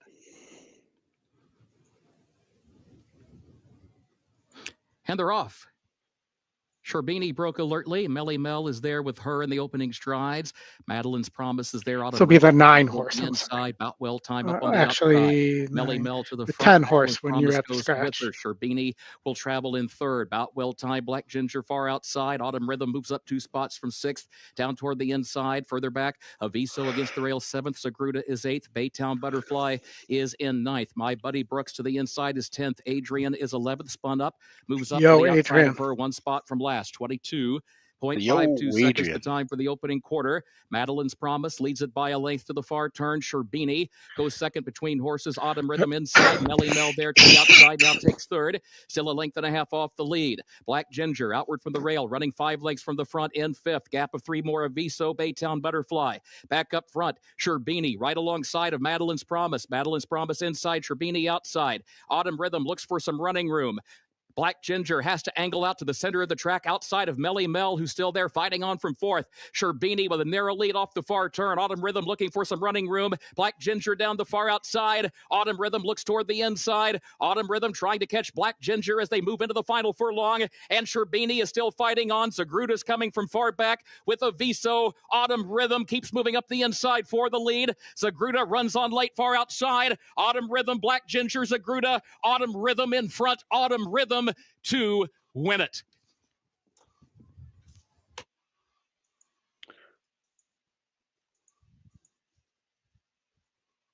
Did it just stop sharing? It did.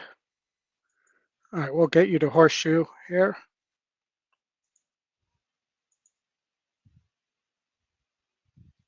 And then to Gulfstream.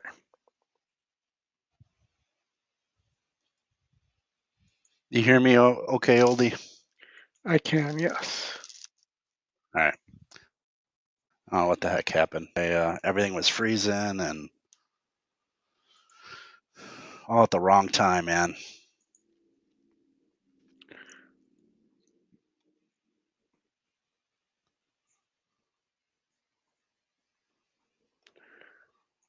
All right, and while the Horseshoe race runs and you're back, I'm going to call my son back because I got a phone call while I was waiting for you to get back. All right, sounds good.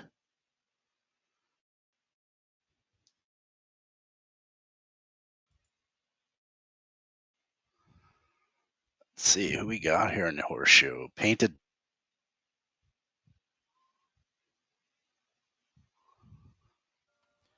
Moving up in class. Away from post time for the 3-year-old fillies mile opener. Starts the 50 cent early pick 5.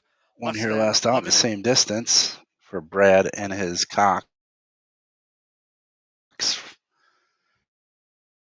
Pedroza is a solid jockey aboard. Got top 2 horses and the top 2 jockeys. Nice. Yeah, I mean, I did prefer the 2 to the 5 here. Yeah, I'd take the 2 over the 5. Yeah, same here. Yeah, good point, Scrap. Please hit the like and subscribe button. In case you don't know how to do that, we can show you as well.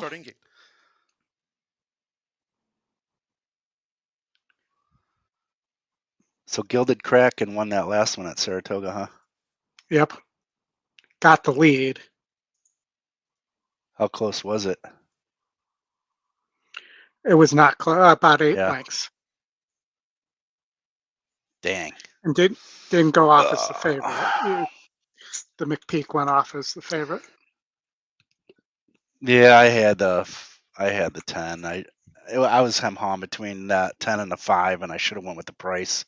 I'd be in first place right now had I done that. Hindsight always 20/20. For sure. It would have added another 560 to my total. But I would have been in second place, I guess. Is this a Spires tournament? Is this a $500 entry into the? No, this is a horse tourneys, but it's live, and I'm in third. I'm out of second by $5, and the top 2 get a $3,500 entry into the Keeneland Fall. Oh, nice. Well, it looks like Gulfstream's Horseshoe's managed to post drag into Gulfstream, so we'll switch gears here. Exactly. Go figures. Go figure.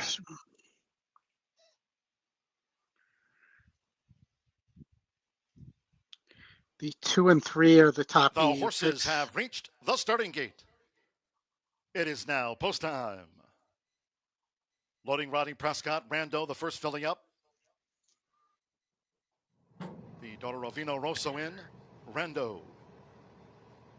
I think the 8's got a little bit of Justin a like long her. shot. Did he have an opinion? Both here in the mile for Brad Cox. Looking. Painted Desert, He the last out, mile winner. Speed on the synthetic. Orlando Mexico, Curls Night Out coming up. Me too. 10-1 Curls Night Out. 3-5 on Zach. I have the 10. 2 back. Alex Zachard with Royale Wachine. The horses are at the gate. One more. How did I manage to do that Bruno again? leading jockey Fernando de la Cruz with 47 wins here this season. For DJ Stable. For Brutes and Brews Night presented by the Indiana HPPA.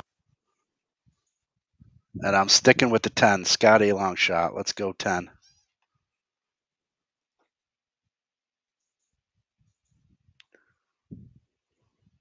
All right. I'm going to moving in for a start for race number 9. 2-1 I favorite is Tap at 3 times in the black and red colors. Lord of in this War race? in the middle. Yep. Nerves of Steel. Last 2 up are Blast Radius and Remerton.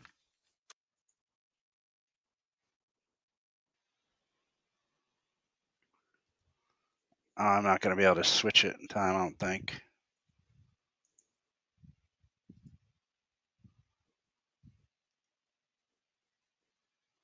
Well, I'm sticking with the 10, I guess. 2 probably going to win.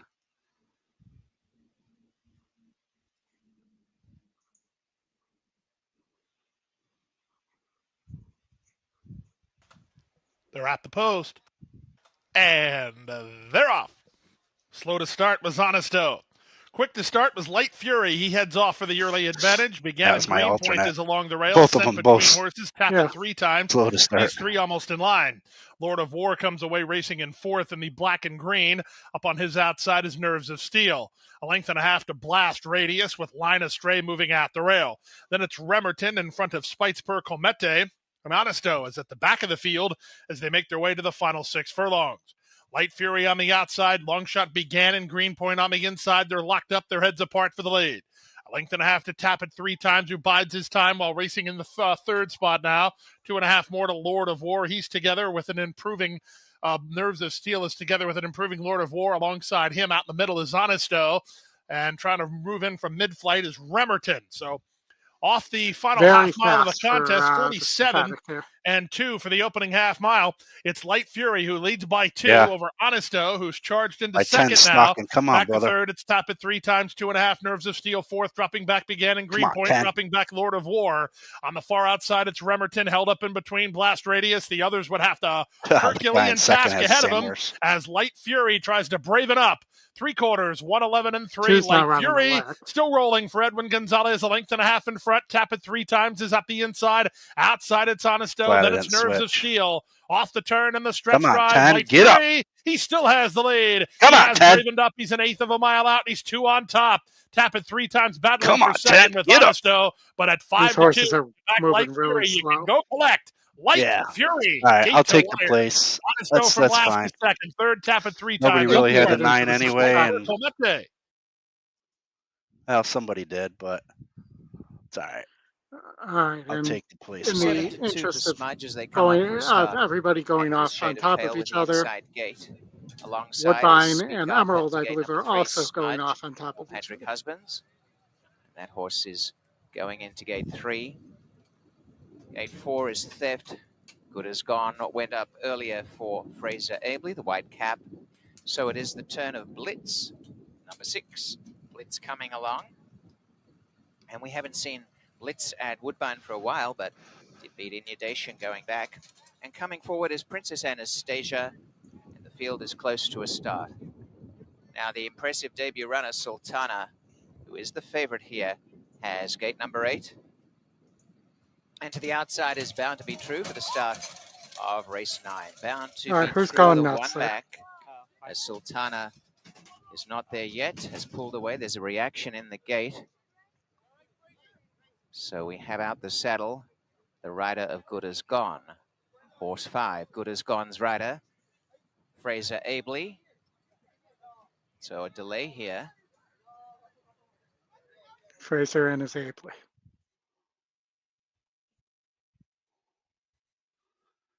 All right, Oldie, I'm paying attention to Ellis Park, bro. What do you need there? I need the 1 or the 3. to get me another seat in the Monday's contest. Should be enough. Number 5, Good As Gone, is now a late scratch by order of the stewards at the gate. Number 5 is officially out. Good As Gone. Please mark your program. Man, There'll be a slight it's delay happening a here with lot horse today. 5, a late scratch. Yeah. But make sure you mark your program. Wasn't on our ticket anyway.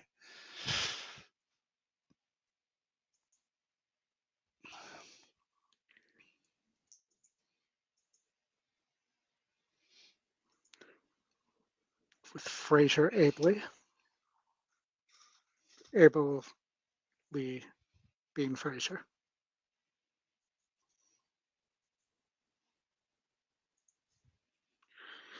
You know, I'm coming back to this Colonial race too, where Justin and I both like the 1 Saxton on top.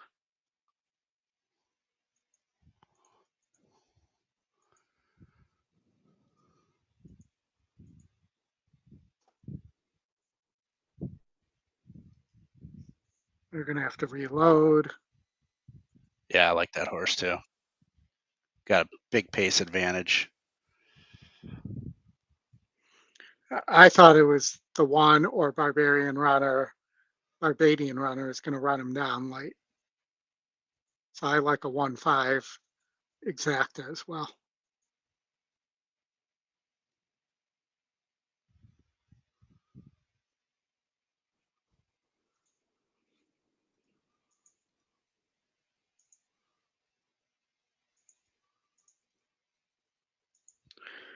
And maybe a 1-5-8 try too.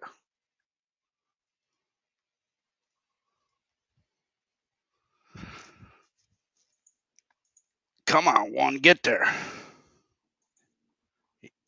No, not going to get there. He's too far back.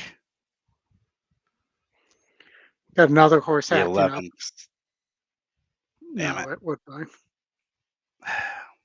Well, I didn't hit at Ellis Park, but I only bet my min just to get it in, so hopefully I hung on because it pays to the top 9. 9? Niner. Big niner. The big 1-9er. The 49ers. And the runway is 9.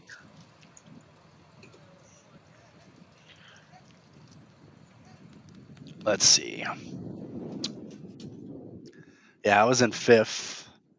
9th place was at $106. Reloading the late scratch, Good As Gone. And I'm at 176, so I think I'm safe unless people went nuts. Still running the race here. Speak Up is a representative. But I don't know that anybody had that 11 in the last. Good As Gone as a late scratch. Moving up to the start.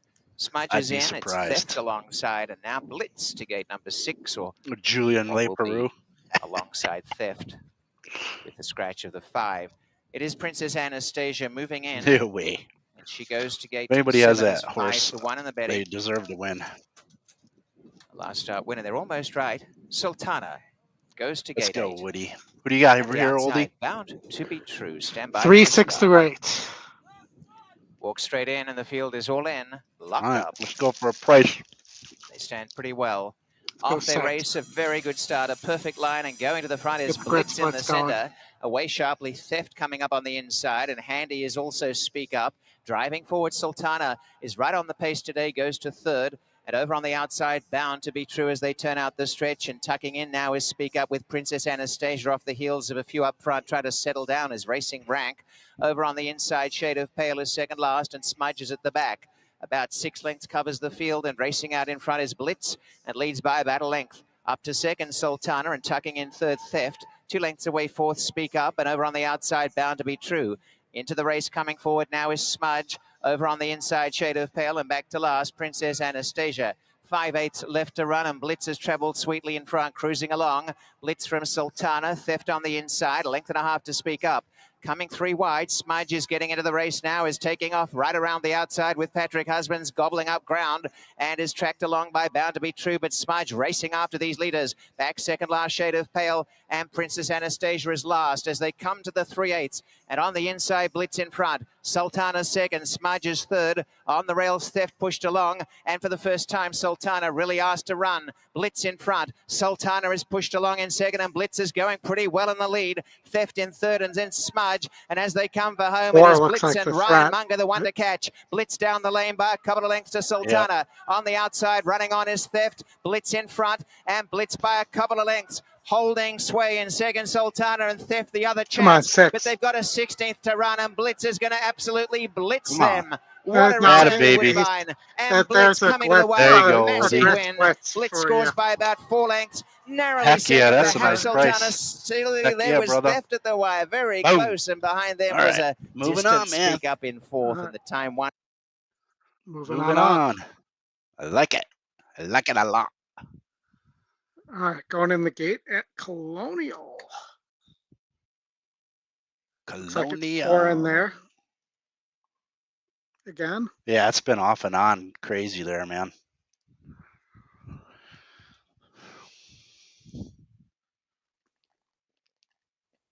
I'm getting the sound Sacred up Thunder here. coming up. What do you got? Bold Diversion and Slam Notion will be all set for a start. The start in Askra. Slam. Second of our stakes calendar throughout the season. Of course, the headliner is just 4 weeks from today. Arlington Million, Beverly D, and Secretariat Festival Day. But they're in the gate.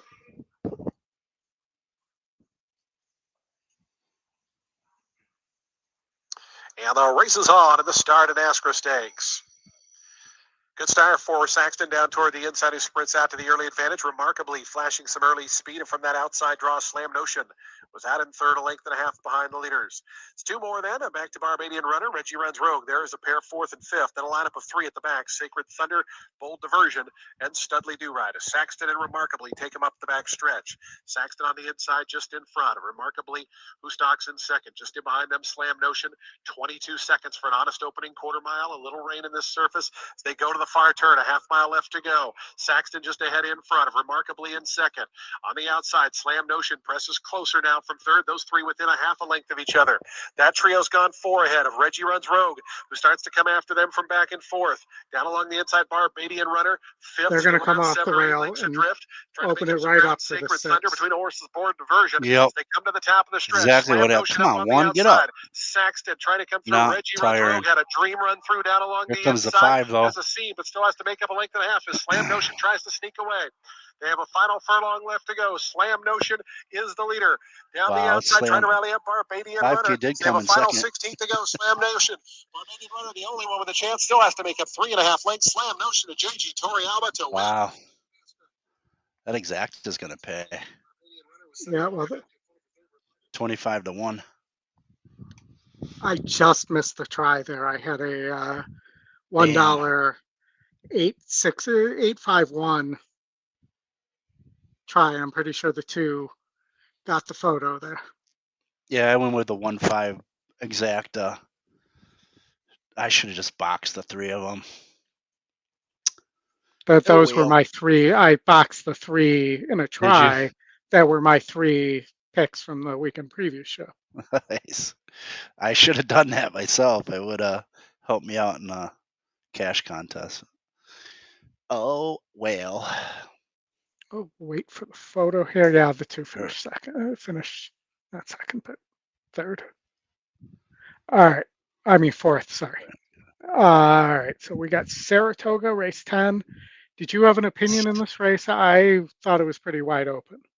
I mean, I felt it was pretty wide open too, but I did have a little bit of a strong opinion on the 4 general partner because he has 3 wins here at Saratoga and 2 of those at this distance. So I kind of went with the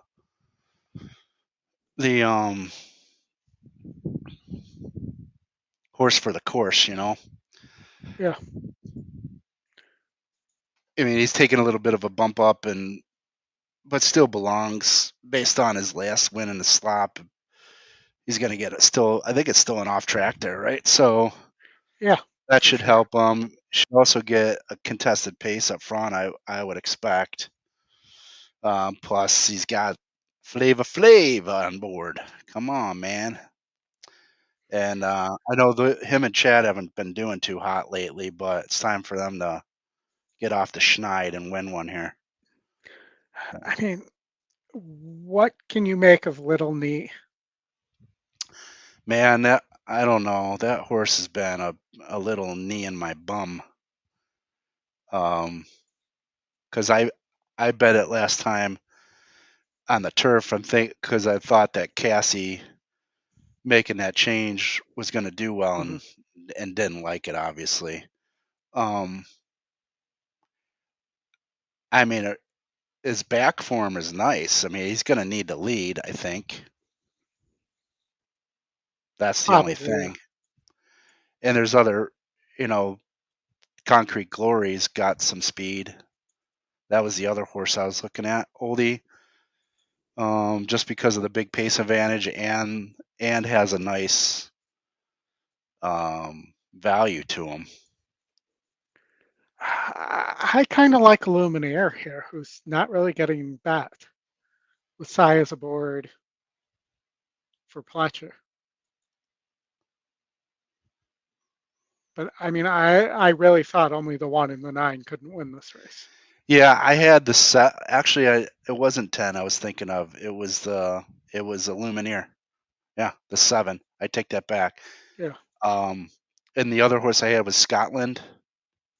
I hate Scotland. Coming off a layoff, so it was the lesser of the 3.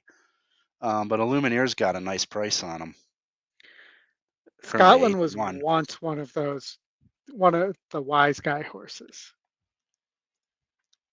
Back, I want to say in 24, going into that Vosburg, but it might have been even further back. It might have been 23. Probably 23 going into Travers.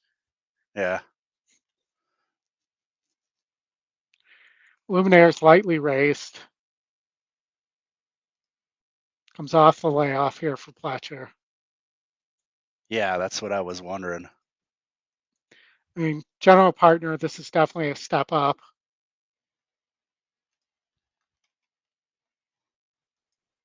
And even though, he seems a little tactical, I don't think he can. He needs to be very near the lead. That's my concern on him. Yeah, I could see that point. And I think if it's a hot pace and he doesn't go, it doesn't sit too close, because I don't know, he likes to sit close too, doesn't he? He does, yeah.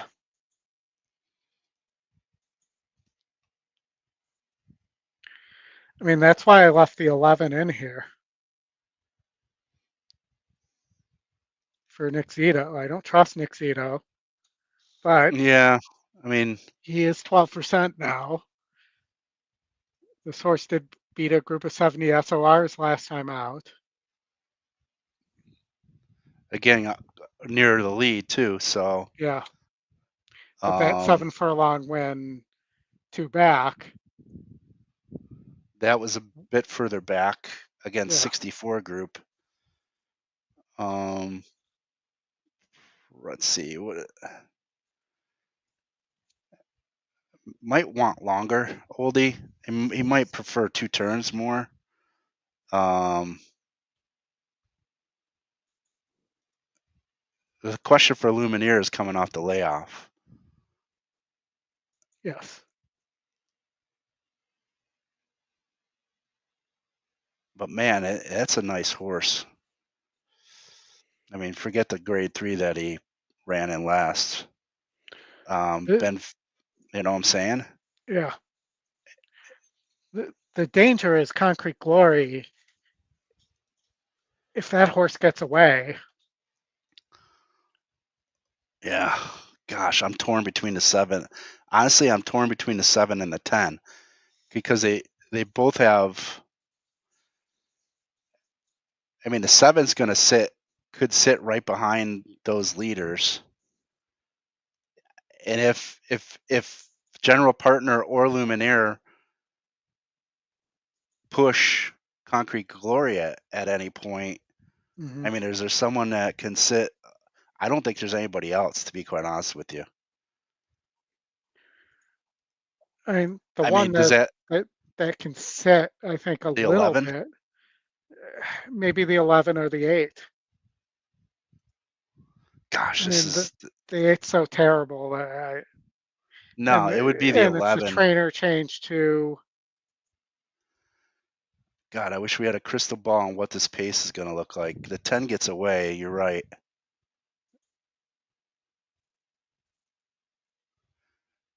I mean, has speed been holding at the 7 furlongs lately in these conditions?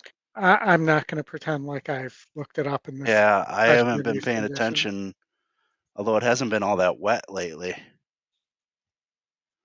Man, it's between a 7 and a 10, and I'm going to pick the wrong one. Do I bet on the set 10 getting away and saying bye-bye?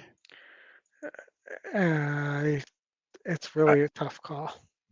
I mean, excuse me, it's either the 10 or the 11. Gosh, I love the Zito back in the day. I mean, this is tough. Let's see.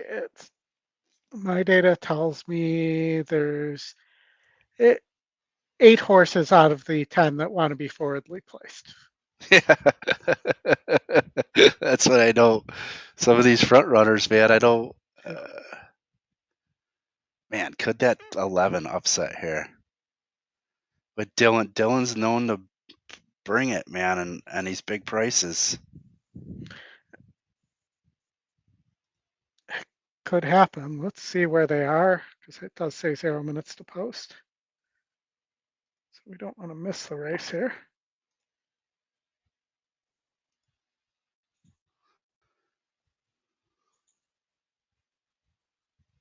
They're not quite to the gate yet. Yeah, right now I have a Luminaire.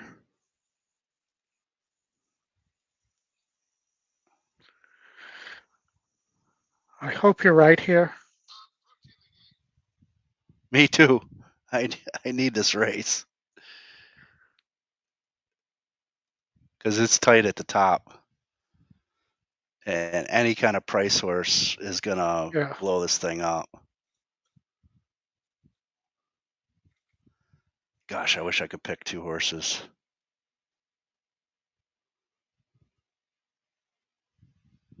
I mean, Mark, most of our picks are horses, not mutters, but there's the wet GSR is already adjusted here. Most of these horses, the top 3 are the 4 General Partner, the 5 Scotland, and the 7 Illuminaire. And I missed the 8 Running Son of a Gun. Who tends I think to I'm not... Yeah, this is so a price horse is going to win this race. I mean, or General Partner is going to win. The way I look at it. They're going in the gate here. Saratoga, I just saw Scotty reposted the stream. Here is General Partner taking up his spot. Hopefully he's... Scotland will be next. Is that too loud, guys? And the last one to load is... Is that too loud? A little bit.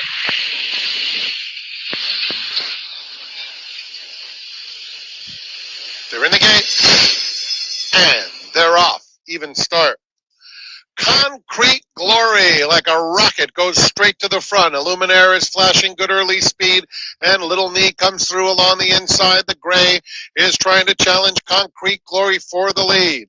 Just in behind them, Uncle Charlie's Gift is 4th. They're followed by 24 Mamba, 5th, and 5 lengths off them. General Partner is right next to Scotland, racing 4 clear of Running Son and a Gun. Then comes WNL at the back of the field with How Great Is Nate, 22 and 1 for Concrete Glory, who blazes into the far turn over Little Knee, who's racing a length behind him in second as they round the far turn. Now it's 2. A hard-ridden Illuminaire, Uncle Charlie's Gift. That 10 wins my piss. There goes Scotland starting to pick off horses. Scotland, Yellow Cap on the move, meaning business. General Partner still has 6 or 7 lengths to make up. through a half that was cooked in 44-4. There at the top of the stretch, Concrete Glory, the leader. Out in the center, Scotland. In between them, Little Knee is fighting on bravely. General Partner still Little Knee. inside the 8th hole. Scotland coming at Concrete Glory. Just switched my Glory bet. still finding more past the 16th hole. A leak try from Little Knee. Here's the line. I knew it, Oldie. Whoa. Gosh darn it. Ah. He banged it off the Little Knee. Oh. Somebody in 12th place had that 10 horse. Oh. Frustrating. I mean, to me, the betting on General Partner made no sense. Damn it. But he did kind of get wiped out towards the end by Little Knee. Yeah. Dang it. All right, we have. We said he could take him gate to wire. Yep. Should have done it. Should have done it. Oh, well. All righty, we got 1 minute to Horseshoe, and I think there's enough time that they can't post drag into Gulfstream this time.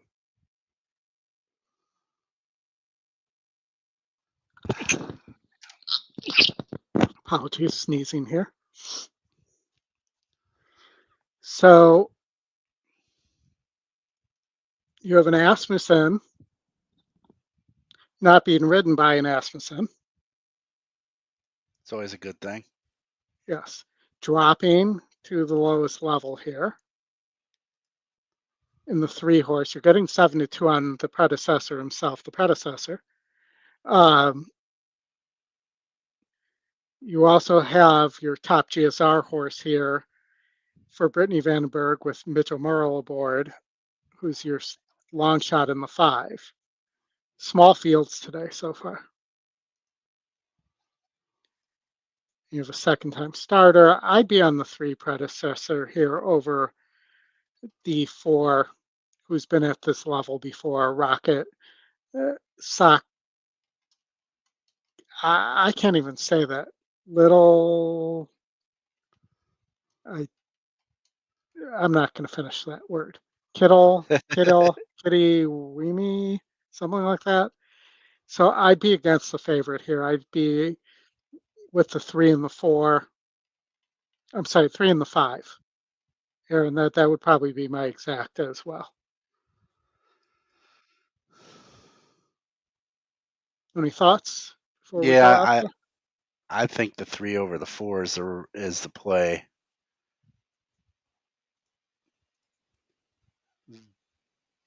GSR is good on the 3.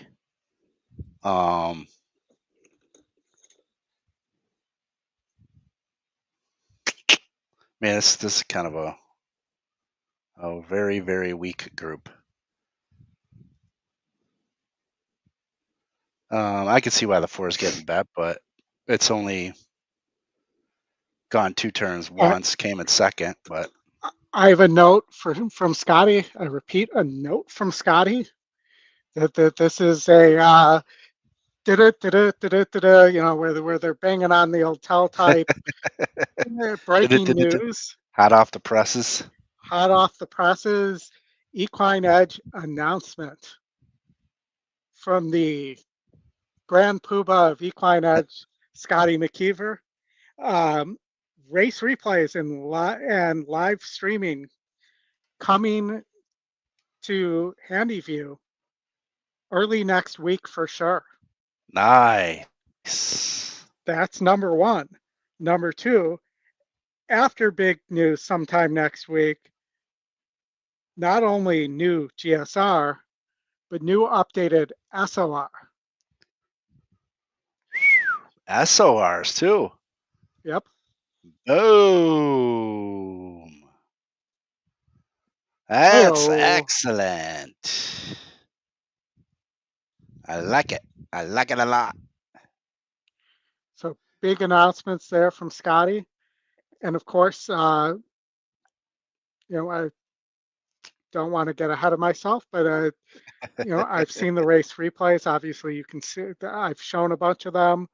Yeah. They are very helpful in being able to handicap and being able to work around the, let's say, incompleteness and sometimes incorrectness of the chart caller notes. Yep. So That we have exciting seen times there. live.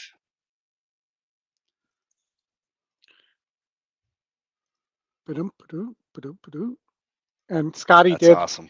note it in the chat there. He's on Twitter right now.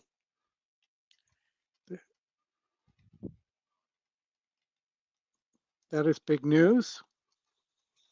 In time for the Haskell. Of course, I do want to remind people it's only tracks that we have authorization for. There's about 12 tracks in the group, I believe. For instance, if you like to play Losal at night, I believe Losal will be there. Beautiful. To help with your quarter horsing, which is different than drawn in quarter horsing. They are going to try These to. guys are going to. What are they doing? Run over in the Gulfstream, aren't they? Yeah, they are. Again, I've been trying to give them. I've been trying to give them coverage. We'll go split screen here. And I enjoy that track. I enjoy the racing. The race is good, and they have a great product there all week long. Actually, Oldie, I'm in first place in a. I just started playing it for the heck of it. This guy, I thought it was cool and it was free. I'm in first place in a jockey contest at Indy with 1 week to go. Just pick 2 jockeys each week for the whole card, and you get 5 points for first and 3 for second and 1 for third. We're going to go split screen here. One more, Mitch Murrow. 5 times started, believe All right, I need a pick here. Now I'm down by $20 because I didn't switch my pick. And they're off. Improbable Cause broke sharp. Predecessor in the royal blue and white halves of the white cap. Rocket Socket Toomey to the early lead. Nearest the inside is Genie's Faith and Santo Sanjor with a black helmet. It's Genie's Faith. Genie's Faith up the inside to take the early lead. 5's getting a really nice trip right now. After a sharp start, Improbable Cause is right there with, on the outside, Predecessor, and deeper out is Rocket Socket Toomey. Will settle back by Mitch Morrow. Socket Toomey. Trails the quintet.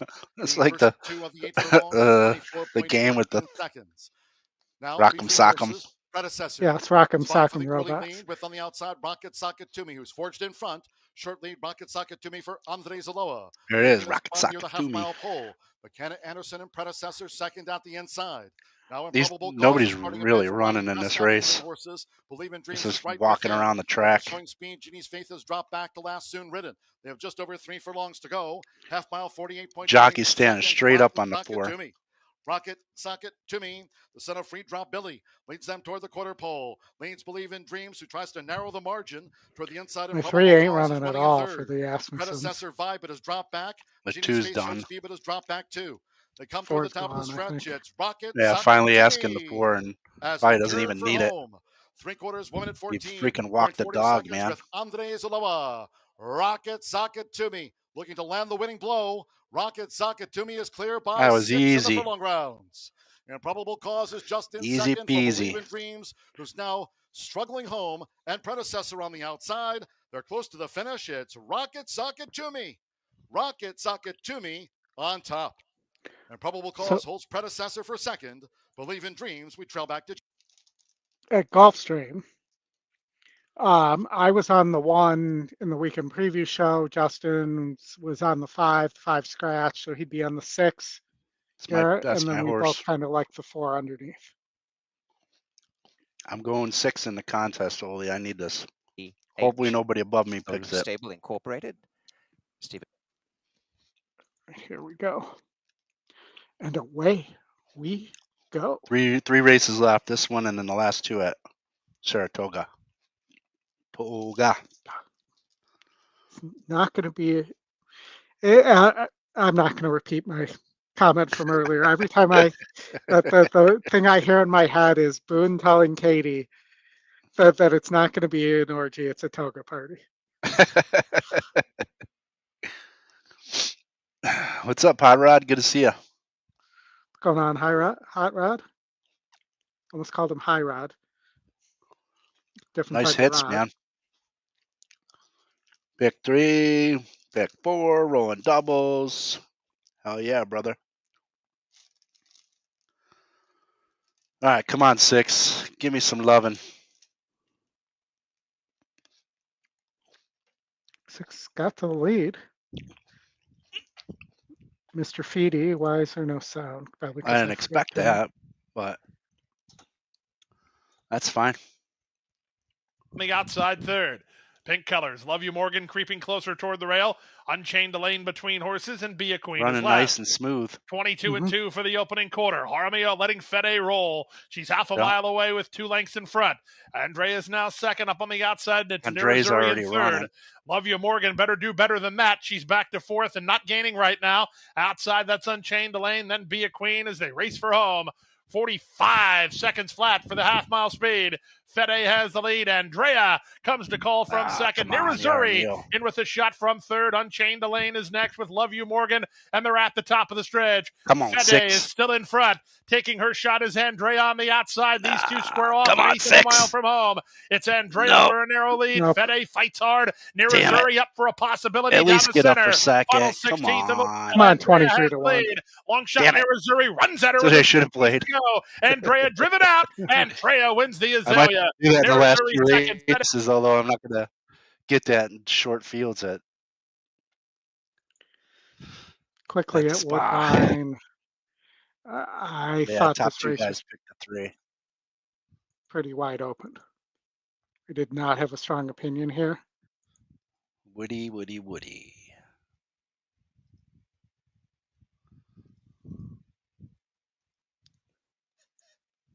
I mean, even the 3, I think, has a chance here.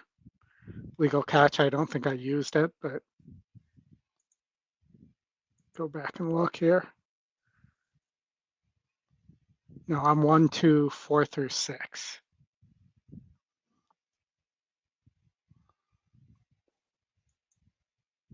So I'm hoping to catch a price somewhere. I do like the 2, Oldie. 2's romantic. I do like the 2. Let's make sure we get to Woodbine. They're going in the gate. 2 for Mike. Along comes Pietro Moran, 2 gates. Been the money the last 2. Oscar, who is now pushing into equal favoritism as they come to the jump. Deeper out on the track is Ever Dangerous. Ever Dangerous. 3 on the program. Probably the horse to beat, but I do like that to too. The outside gate. Stand by for a start. And 2-way crossing has gone in. They're all in. Locked. Off they race. A tremendous start. Away very nicely to the outside. Ever Dangerous and 2-way crossing, who's run to the front narrowly. They're out by a length on the inside. It is Tis Romantic, Malibu Mamba the center, Roscar on their outside, and next to last Early Legal Catch and Junipero Serra at the back. Ever Dangerous has gone easy for him to say. Coming up the inside is Tis Romantic, and on the outer is 2-way crossing. A length behind them, Malibu Mambo and Roscar. In behind runners, Legal Catch is back second last, and 4 lengths away last is Junipero Serra. Controlling the pace is Ever Dangerous, leads the way. 3 parts of a length to 2-way crossing. Tis Romantic, covering ground. Roscar, Malibu Mambo nudging forward the center. Legal Catch trying to get a little bit of racing room off their heels. And a length and a half away last, Junipero Serra. They race along the backstretch, and the leader remains Ever Dangerous, living up to the name as they go inside the 5/8. 2-way crossing second, Tis Romantic third. Roscar has been kept wide by Daddy, and that is in the center, David Moran, keeping Pietro Moran pretty wide on the track as they come down the side. On the rail, second last, Legal Catch, and last is Junipero Serra. Ever Dangerous by a length and a half. 2-way crossing second. Tis Romantic third. Roscar covering ground, but is coming on well. Then Malibu Mambo, Legal Catch, and Junipero Serra. They come to the final run into the stretch. Ever Dangerous in front, tackled by Roscar, but Ever Dangerous leads the way from Roscar, and now Malibu Mambo releasing the brakes, coming right over the top of them. Malibu Mambo races up on the outside. Roscar the centre to join Ever Dangerous. Then came Legal Catch. Ever Dangerous, Roscar headed off with Malibu Mambo the outside. And now Junipero Serra running on. Malibu Mambo, Roscar, Ever Dangerous, Legal Catch down the outside.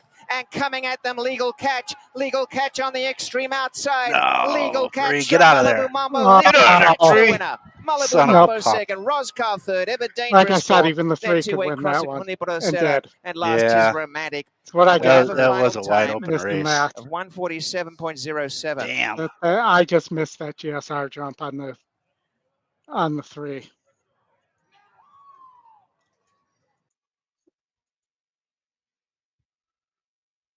Coming back to turf there. Dang it. That's that hurts because that thing going to pay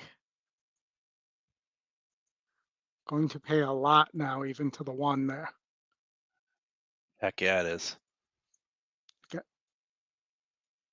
All right, Emerald. We may be able to show an Emerald race here. Usually try to get 1 in a show.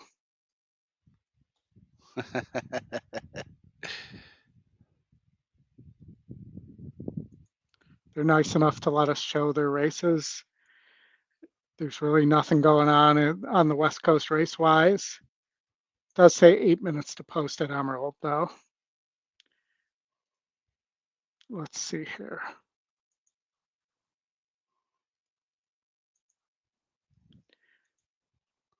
The 4, Mr. Midas for Blaine Wright,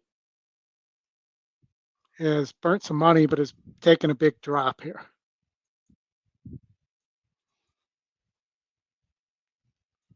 Looking to see what else there is here. It looks like the top 2 E picks, the 4 and the 2, really look pretty good to me there. The 2 might be able to rate a little bit, and there does look like there's a lot of speed here. So I'm probably on the 2. Yeah. On top there. What do you think of the 8? I don't think the 8 can rate. Can rate? No. I mean, it has, but not 1. Not recently. And shorter. The added 16th is not good.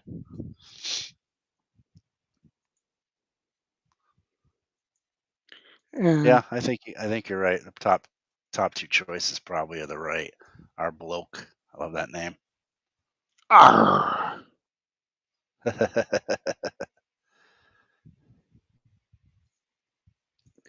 Good lovin', no, Mr. Roper.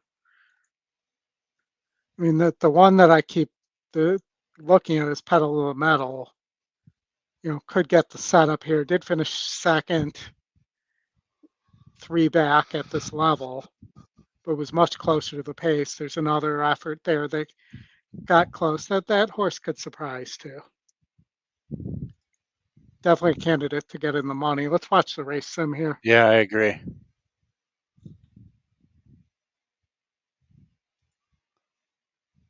I think the 2 is the horse to beat. To be honest with you. At a price, been facing tougher.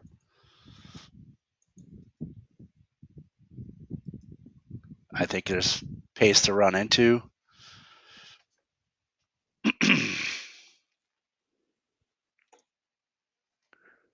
The irony is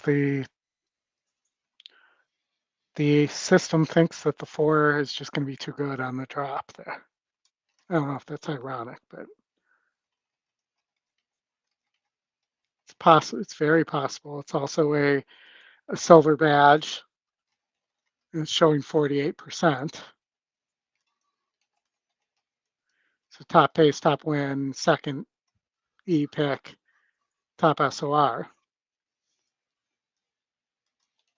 and top E morning line. I still think it's beatable. I mean, it stops, or has been stopping. I know it's been facing a lot better and makes a pretty big drop, so that's probably that's why it's taking all the money. It's also hard not to take 7-1 on our bloke right now. Yeah, that's what I'm saying. I think that horse is just as good.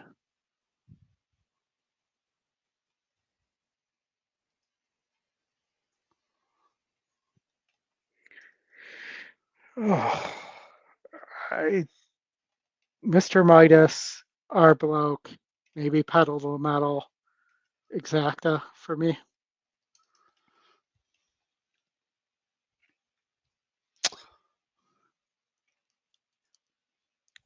I'd do the 2 over the 3-4 exacta. What's that paying? 2 over the 3-4 exacta. Let's see.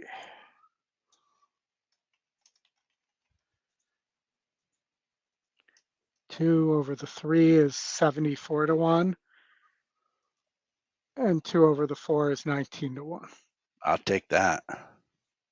Keep in mind, small pool, so don't. Well, I wouldn't go crazy. If you go too big, this is kind of more on an entertainment bet.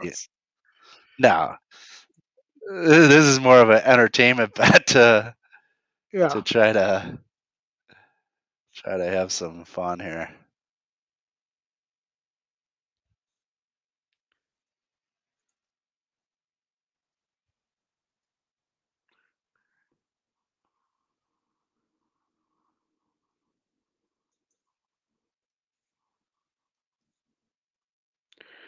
All right, let's see where they are at here. Gosh, I got to find the track. It says post time on the screen. Yeah, it says 1 minute to post in my ADW. Let's see. The Emerald Isle. Coming up on the 3rd at Emerald Downs. Again, the start of another pick 4. Wave very nicely to the outside of it. One of these times, guys, I'm not going to do that. Race number 8, and of course, we do have to be careful with Emerald because they do tend to play music. Music, yeah. Go up to Tom. All right, Joe. This third race. There's my entertainment bet. 2 over the 3-4. 2 over the 3-4. Hey, Tom Harris likes my 2. You playing a 2 as well, or are you just saying that's who's going to win? I'm going 4-2-3 exacta box. Because if the 3 wins, you're going to be really pissed. You didn't have it on top. That's true. Oh, come on, Oldie. Now you got to make me make another bet. I'm not putting the 4 on top. So okay. But you get what I mean. That the payout would be too nice on a 3-2, or even the 3-4. Okay, you talked me into it. There it is. So basically, it's the 3 over the 2-4 and a 2 over the 3-4 is what I played. Okay. I think that still qualifies as Dutching. I must have placed a bet earlier and won because my balance went up. You always like that. It's always a good problem to have. Place a bet and forget, and then you look back, hey, my balance went up. I'll take that. What the heck happened, man? Oh, you know what I think it was? That's what it was. I didn't win a bet. My tourney money moved over from Ellis Park. That's what it was. I say I don't remember making a bet or anything anytime soon. I'll still take it.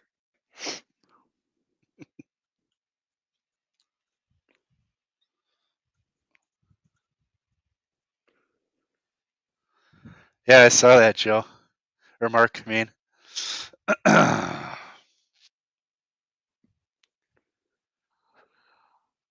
Just looking at what else we have left here. I like the name, and I think the horse does have a solid chance to go back to back.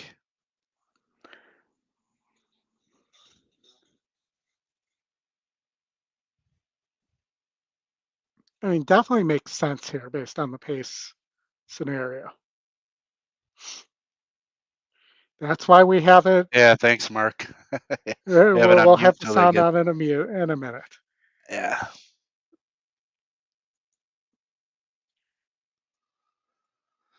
Keeps us from getting YouTubed.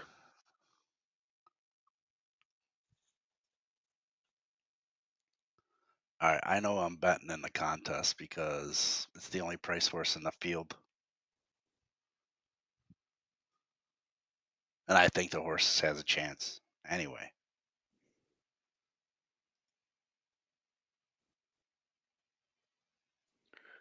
All right, they're going in, so I'm assuming that's good enough. Inside, Roper's no settled music. away. Now they're joined by our bloke and Creative Ohm, 2 from the outside. Pedal to the metal steps up. Pedal to the metal. Now comes KR Rules.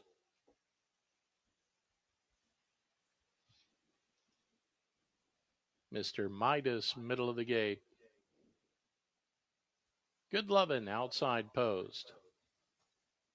And the third. In the gate. And runners away. Good start for Good Lovin' from the outside, and Mr. Midas, middle of the pack, came away running, and on the inside, our bloke races on one off the rail. Pharaoh's List finds room and squeezing through at the rail up to converge with the leaders. A length more, back to Pedal to the Metal, just 2.5 off the beat. Roper's just to the outside of that one, span of 4, back to KR Rules as they race for the far turn just over 3/8 of a mile away. Mr. Midas, the leader, clear by a length. On the inside, Pharaoh's List to our bloke right there. Moving up from the outside, now comes Roper into contention. Good Lovin's back on far outside, 2 back to Pedal Come to the on, metal 2, next. catch that 4. As they round the turn and run for home. Mr. Midas trying Cut to the shake corner. them off. Go. It's Mr. Midas as they point to the finish, and Roper from the outside. Our bloke kicks in from the inside. Not and KR coming. Rules is gaining late as well. 4's running Teams out of press, gas, they come. though. Here comes KR He is, Rules but we put the now wrong on horses the on inside, over the top but it's of it. Roper and Mr. Midas fighting it out very tight at the Yep. line. Mr. Well, Midas, Roper, we had the right photo horse in finish, second. KR Rules right there with him. Then back to Pedal to the Metal. Oh, well. Followed That by was Good fun. Lovin' from the outside. Pharaoh's List shuffled at third last. That and Creative blew. Ohm, photo finish in the third. Running time was 1:09 and 76 100ths.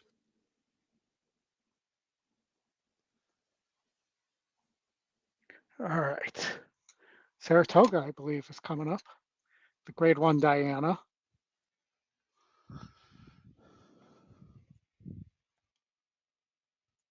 We talked about this a little bit, but my top pick scratched out. I like Be Your Best, but I don't think Be Your Best likes wet turf. So I'm not surprised Be Your Best scratched out of here. Yeah.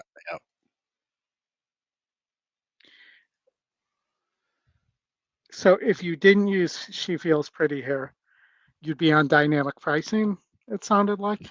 That was my second choice. But the big price horse, Lady Claypool, is someone I've kept an eye on out in Santa Anita. And comes over to Saratoga to run in this. Chasing after She Feels Pretty, they wouldn't think they had a chance of shipping them out here. You know what I'm saying? It costs money, right? It's not cheap. So that's the big angle I had right there, is spending the money to ship this over here. One to Santa Ana.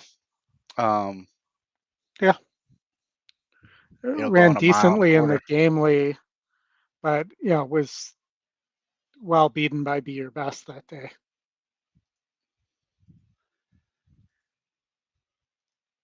Yeah, I mean, if She Feels Pretty's for sure the horse to beat. Yeah.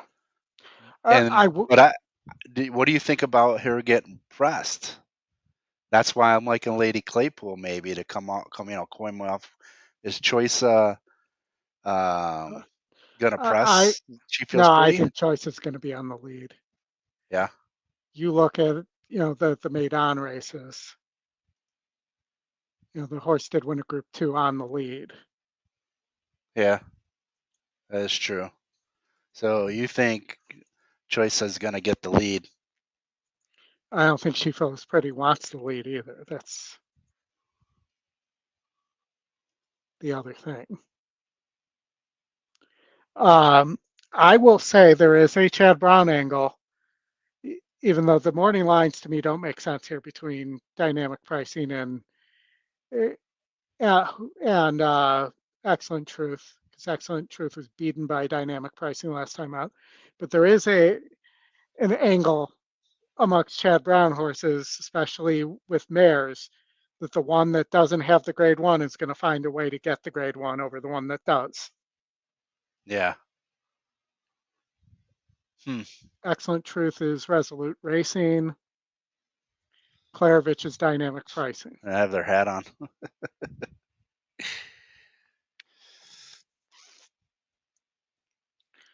I have their hat on, but I didn't think. I mean, it is prep, but got a case of second-itis. Yeah. I mean, didn't lose by much to dynamic pricing last out. Jeff wants to know if there's a case to be made for a 1-8 double. I would do a 1-9 double. 1-9 and 1-4 are both at 4-1. Those are the favorites in the double.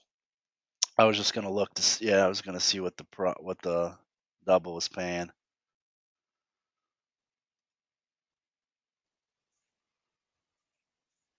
Yeah, man, if only 5-1 on that 1-9. Interesting. Yeah.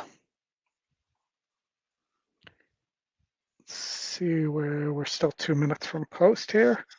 Yeah, I don't know, Jeff. I don't know that I could trust that 8.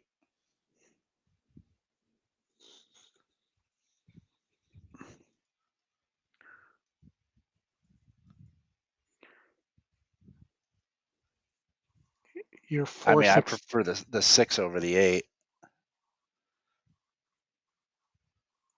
You're getting 10-1. You want a little bit more of a price than the 1 into the 4 or 1 into the 9. They're both at 5-1. I would lean 1-6 to get a little bit more of a price with Whitworth and Irad. Yeah, I agree with you on that as well.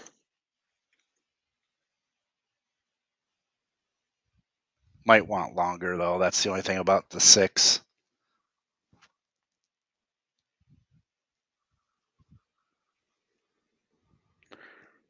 Just not going to get it. I got to get this price home. Hopefully no one else. People are probably going to play at the block people. I would think some of these folks that are. As I've said to Matt, you're attributing strategy to people who don't play with a strategy. They just play what they think is going to win. Yeah, I mean, you're not getting these guys at the top. They're only,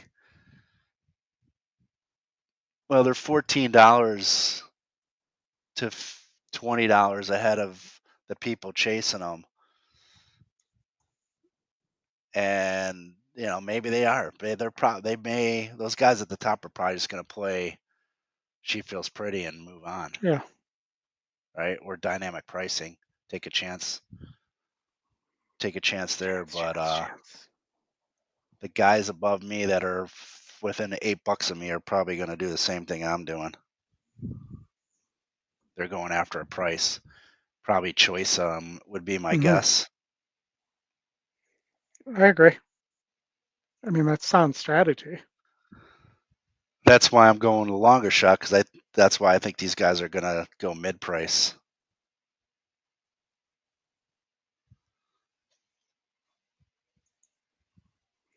All right, going on to the turf here.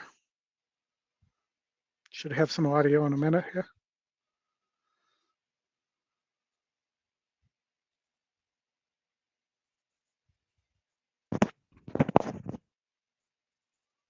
Trying not to make it too loud this time. Trying to get my wife's attention. She's not answering me. Crazy, I'm going to have to call her.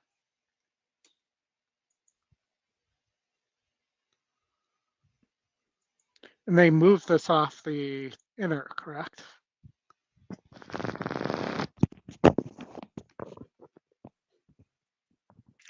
It's post time for the Duncan Diana.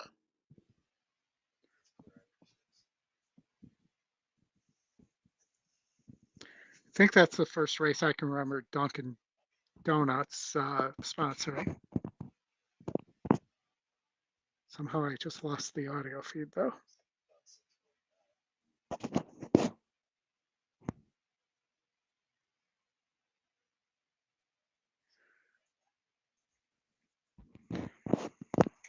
Dynamic pricing will be the last one.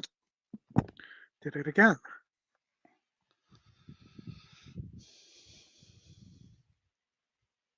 They're off, and I did not get it up there. Excellent Truth is up close, and she feels pretty, just a length and a half off, taking a strong hold of in third. And then it's Dynamic Pricing, already 6 lengths behind, and stretch running Lady Claypool lags well behind as they move into the first turn. And it's Luis Saez and Troisia leading the way by a length and a half, tracked intently by Excellent Truth. The opening quarter in 23 and 3. She Feels Pretty gets the dream spot in third, has 4 lengths to make up. She's 4 in front of Dynamic Pricing, and Lady Claypool remains well back. Down the backstretch in the Duncan Diana, and it's Troisia left alone on the front end. A 2-length cushion on Excellent Truth in second. John Velasquez and She Feels Pretty third. 3.5 off the pace. Getting a little bit closer now. Dynamic Pricing is fourth, 48 and 2 for the half. Lady Claypool at the back of the field. Troisia takes him into the far turn over Excellent Truth. They've been 1-2 every step of the way. She Feels Pretty is 3 lengths off them. Gets a little nudge now to get after the top pair. Dynamic Pricing still with a lot of work to do as they come to the quarter pole. She Feels Pretty makes a 3-wide bid on the outside of Troisia, who's hanging tough. In between those two, Excellent Truth. She Feels Pretty. Oh, they're bumping. Oh, they're bumping. These two are headed head. She Feels Pretty or Excellent Truth. Excellent Truth. She Feels Pretty. News for the wire. Here is the line. Excellent Truth. Wow. What a race. Yep. But what did I say about the angle on the Chad Brown horse? Chad Brown, the one that didn't have the grade 1. Yeah, Pratt's too good, man. Man, that well, guy's let's good. Let's see what happens with this inquiry. Yeah, there's some bumping there has going to on. be an inquiry here, regardless. I thought She Feels Pretty. I don't think it's gonna matter. Yeah, she lugged in. I don't think it's gonna matter. She lugged in. She lugged in's a different horse, though. She lugged in pretty. Hey, Al, good to see you, buddy. Well, my long shot didn't hit. Well, the guys at the top had Excellent Truth. And like I said, the guys chasing the guys at the top all had Troisia. And Lady Claypool didn't run a lick. No. No. All right. I believe it's last at Gulfstream time. Yipper. Let's see what we can do there. Do some damage. Let's see if Justin's got any notes. Nothing on Mr. Big Beazle. field. Breezel. Let me look back Nothing and on see if Triumphant Road, who's a claim, but off of Safi, but Castro's 25% on the claim.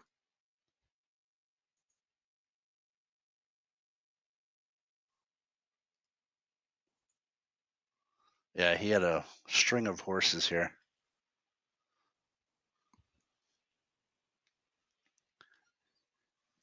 He did have that big price, the number 3, as a second choice at 10-1.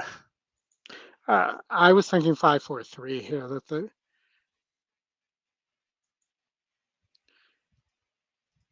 And I just don't have any confidence in the long shot here. The 9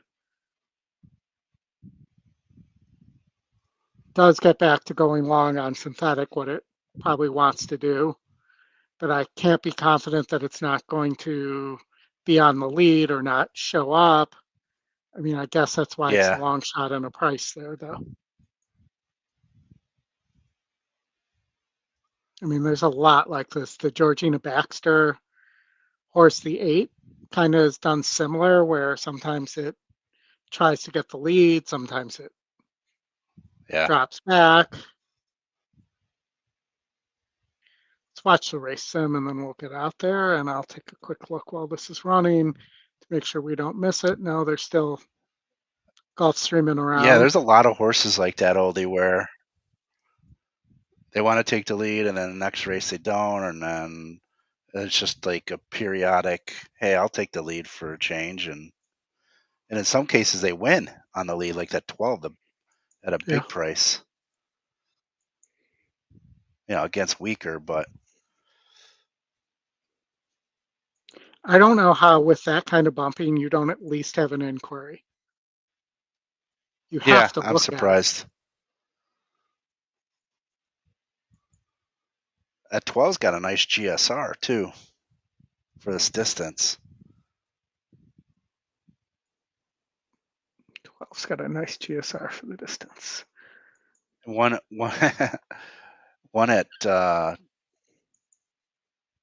almost 12-1 last time out too, at a big price. Sir, Ascot. But another one that seems to want to run on the lead. That's what I mean. Yeah. Gosh, this race is ridiculous. Yeah. All right, they are going to the synthetic. These guys are ugly. These guys are synthetic. We talked about Stone Cold Flex with the jockey change. Stone Cold Flex.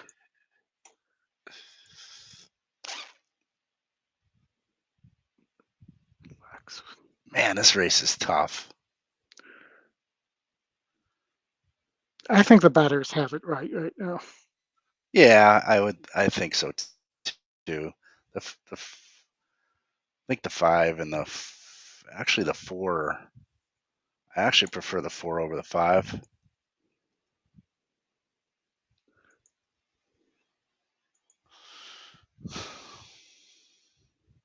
Going to be coming from the parking lot.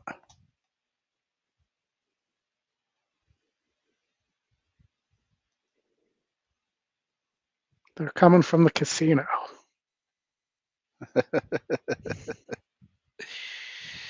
Legal Maneuver, the 6 has the second the horses are lowest EE morning line at 10-1. Time. Lining up and moving in for race 11. It is the Saturday finale at Gulfstream. 2-1 favorites include 4 Triumphant Road and 5 Mr. Bryzell. Mr. Bryzell now holding at 5-2. These two, the only two taking any money here. Rainbow Six opportunity tomorrow with a mandatory payout in the Rainbow Six.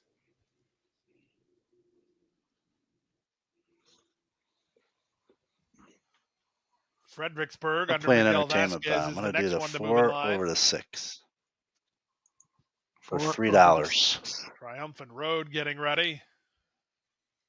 Yep. Now, Mr. Bryzell. Paying a whopping 13 to 1. Stone Cold Flex. Or no, 34 to 1. Waiting for legal maneuver and Sir Ascot.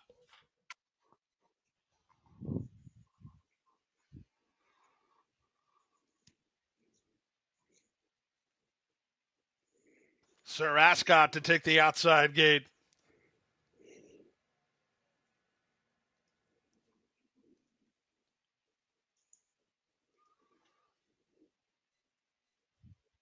They're at the post. And runners away.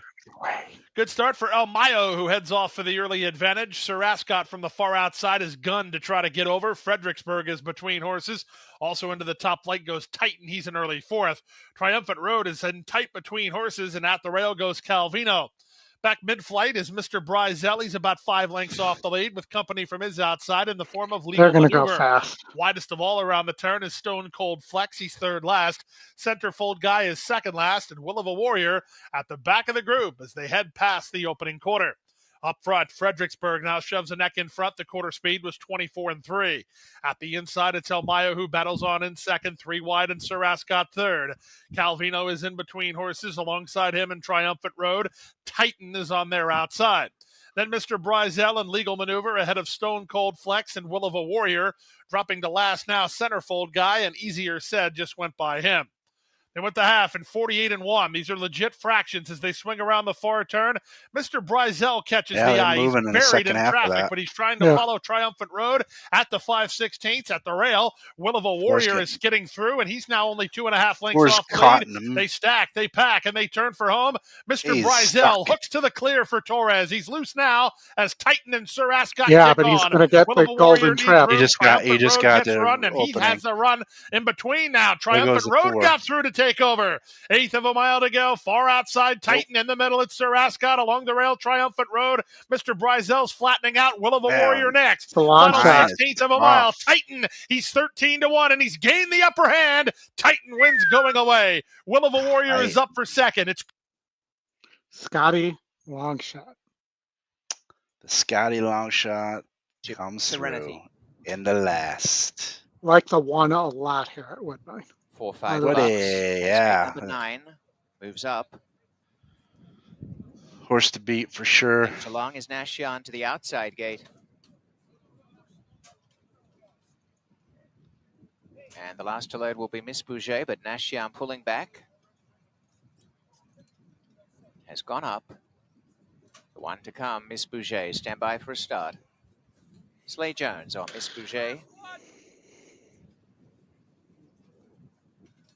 Gosh, it's tough to see what horse would put underneath here. This field has gone in. They're all in. Locked. The 8. Off they race and away very sharply. Texas Holiday on the inside.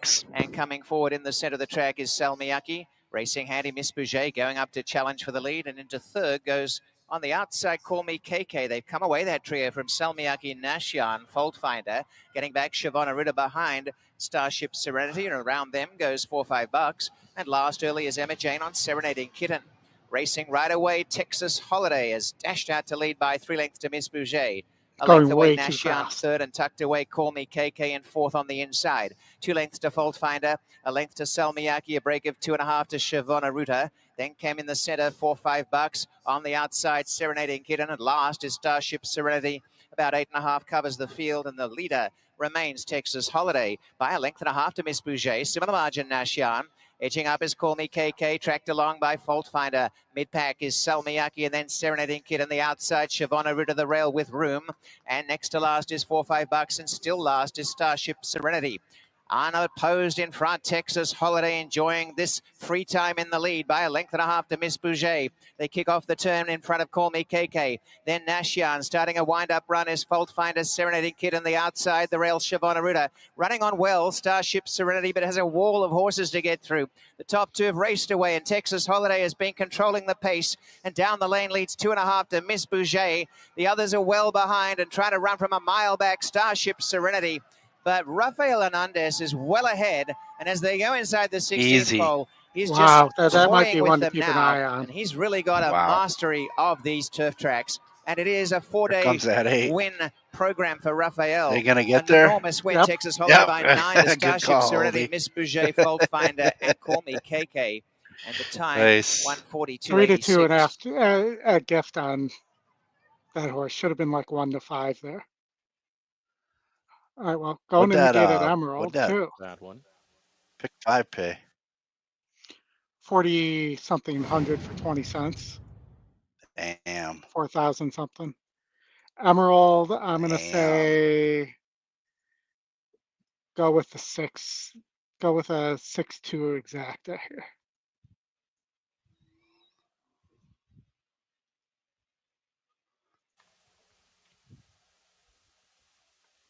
Tiz's Harbor. The winner is 1, Texas Holiday, and we have first quarter of 22 and 1, a half in 47. I like the Scotty long shot before. Next. Big Boy steps in. I like the 4 here. Tiz Harbor. Tiz. Now the 4. 4,728 is what the pick 5 paid. Okay. If you would have played the pick 6, I don't know if there was a carryover, but there was a jack. You would have hit the entire pool. Man.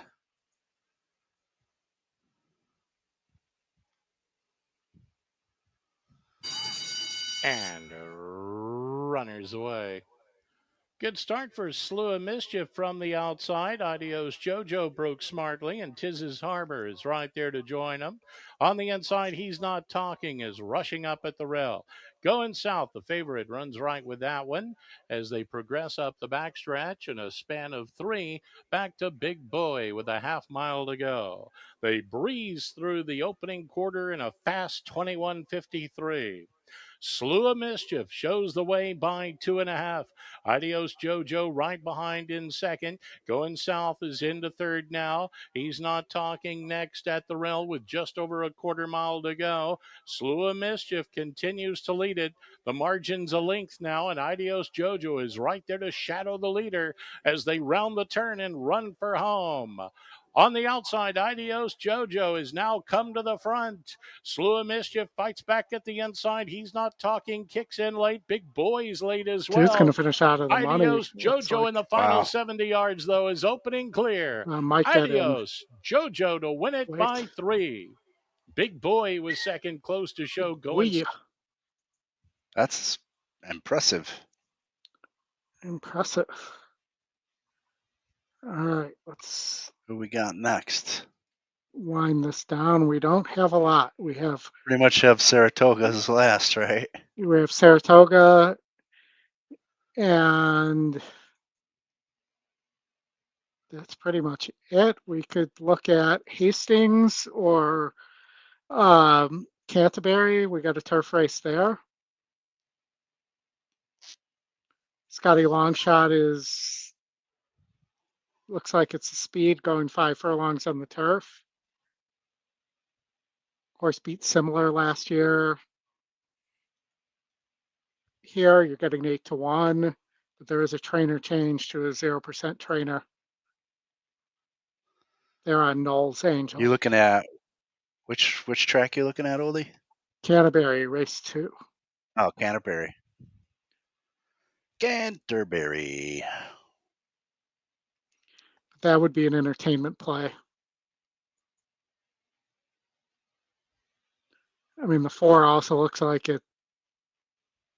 it's too classy for this group, but may need the lead.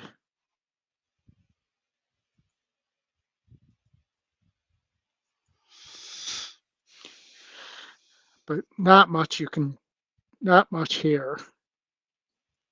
I don't like the 2 at all on the GSR drop. Yeah, it's surface switch. Yeah, let's see what the race sim has to say.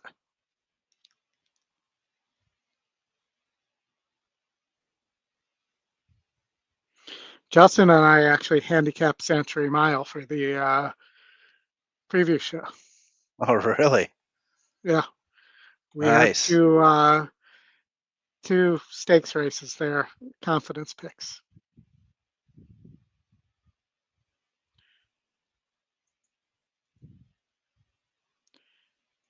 Because today is the R.K. Smith, Red Smith handicap and the Century Mile handicap. So I'm guessing it's like their big day today.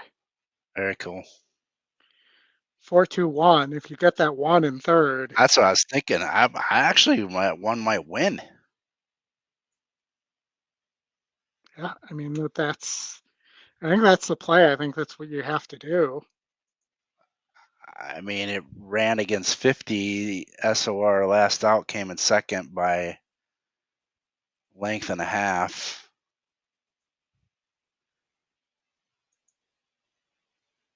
Cutting back, ran sprints on the dirt and did pretty well.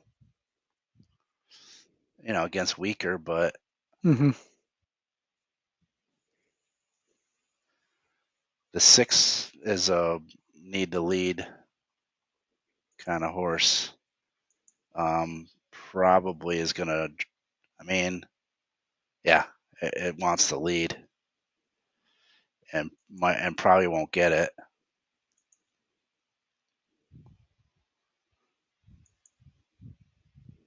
Noel's Angel has won twice here at this distance. Yeah, I think the question is the trainer change there. That was the horse I was talking about when I first came over to this. I just think it's the number one, it's the class difference here, and number 2, it's the trainer change. Yeah, those are negative angles, but yeah, gosh, this race is ugly. I mean, the 4's taking all the money. It's the top win percentage.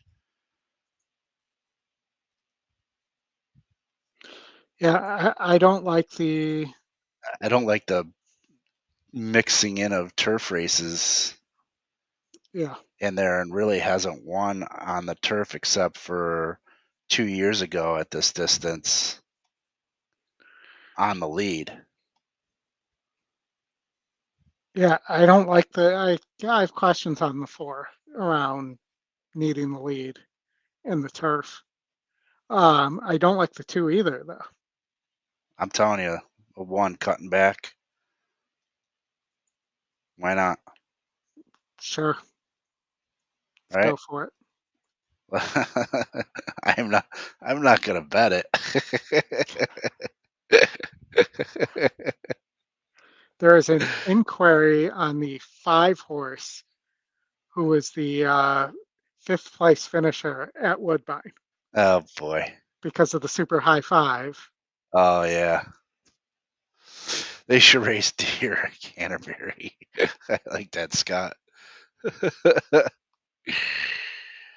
Oh man. Let's see where they are. They're interviewing some guy, the president of Canterbury, Randy Sampson. I almost called him Simpson. Samson Simpson. Yeah. Well, we get to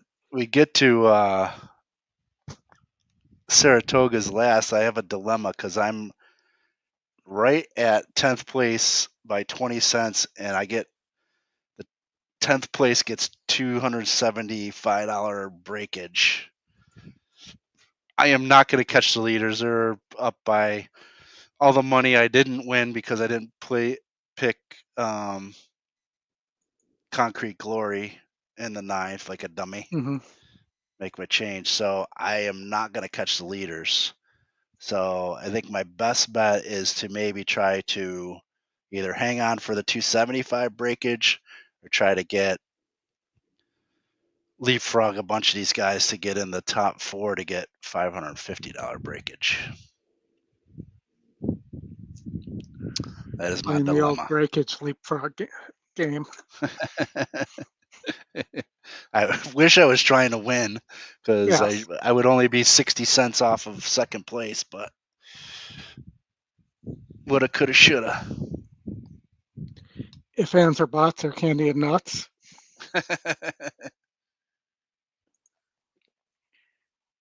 All right, they're still circling at Canterbury. Still got a few minutes before Saratoga. A few minutes before the first at Century Mile, which I know you're excited for. Oh, yeah. It's a once-in-a-century mile opportunity. The graphics are pretty cool. And we should talk about Chuck's horse a little bit, getting back at Saratoga. Yes. I think he was going to post some. Yeah, he did in our check. What's that, chat? He's in the paddock and taking video of the. Yeah. Got blinkers. Didn't they want to get this horse to turf? Isn't that what he said?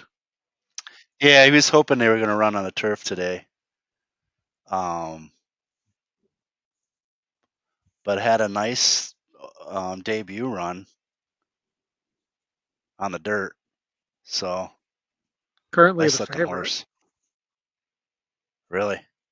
Yep. Oh, plus he got a nice picture of Katie Davis. Hopping aboard. Going in the gate at Canterbury. I'm slow on the trigger here. They're off. But here's some Canterbury audio. At 15-1 with a killer crossover grabs the lead, and that lead is 2.5 lengths. Tim Hardaway. Angel takes up the running in second. Thunder's Rock and Roll behind the Speedy 2. After that extreme smoke show in her turf debut, she's wide and about 5 out of it. And to the outside of Morally Complex, the one in last, Extreme Diva. Feather in the wind outbroke the field, still leads it by half a head. The pressure is Knowles Angel to the outside. Thunder's Rock and Roll is in the clear, if good enough behind that one, the gray Extreme Smoke Show. And here comes Thunder's Rock and Roll. On the far outside, Extreme Smoke Show. Inside, Extreme Divas finishing very fast, but Thunder will rock and roll in the winner's enclosure. I like that guy. That's a He's great awesome. call. That is awesome call. Is that Come Paul, on, how do you not like that? Is it Paul Allen who does the calls at Canterbury, I think? I know it's not Mel Allen because that's this week. Yeah, I don't know who. He might have Man, some what a Twib great notes call. for you there. All right, we're at post time at the last at Saratoga. This will be our last race for the show. Here, I will not allow myself to get caught with the audio not on this one, but do you want to talk a little bit about Gellhorn? Foghorn Gellhorn here. Yeah, I think one note Chuck was making is what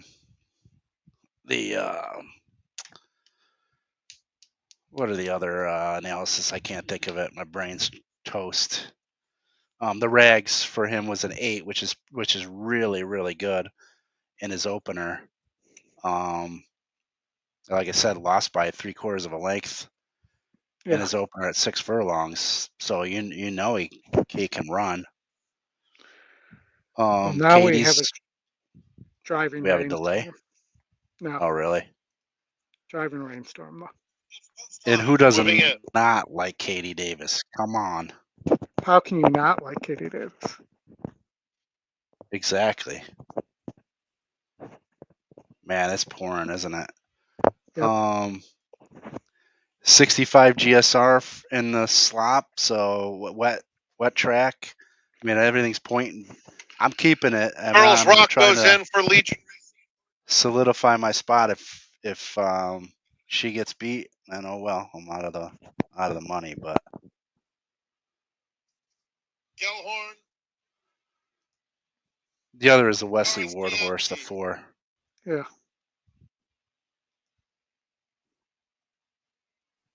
Horace Chianti going in.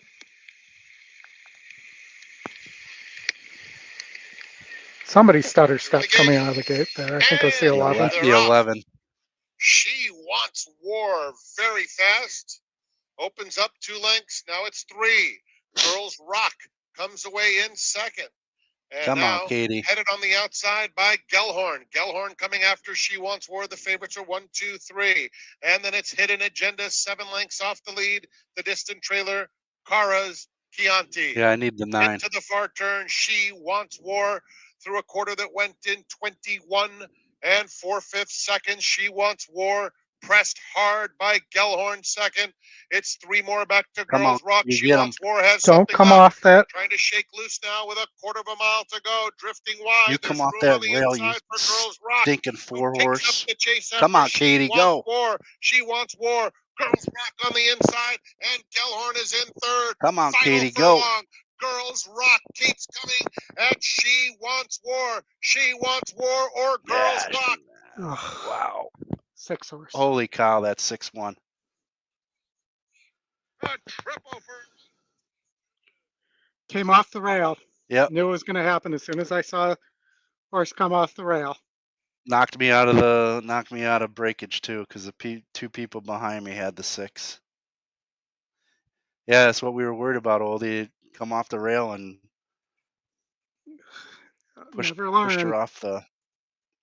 Damn it! Katie should have tucked inside. Yeah, well, she shouldn't have rushed up for the lead there, or towards the lead. Oh well. Yeah. Oh, Fun times, great show, everybody. Appreciate everybody. Yep, thank you all. Scrap, Scotty, thank you. Pick the horses for us newbies when you all join. Please tell all. I don't understand the question. No, Scotty does not. There are the Scotty picks, but Scotty does not pick the horses for the newbies. No. Yeah, it's a separate algorithm for those picks anyway, and they're not Scotty's personal picks. They are Scotty's personal algorithms. So personal again, algorithms, right, but not his. Yeah, reminder, as I say, thank you here for everybody live streaming, and race replays coming to the site this week with a SOR and GSR upgrades coming as well. So look for those. We'll see you around. We'll be in the WhatsApp chat. Like and subscribe on your way out the door. Party, have fun. Don't do anything I wouldn't do, and I will see you for the weekend preview show all right. on Thursday. Thank you, Oldie.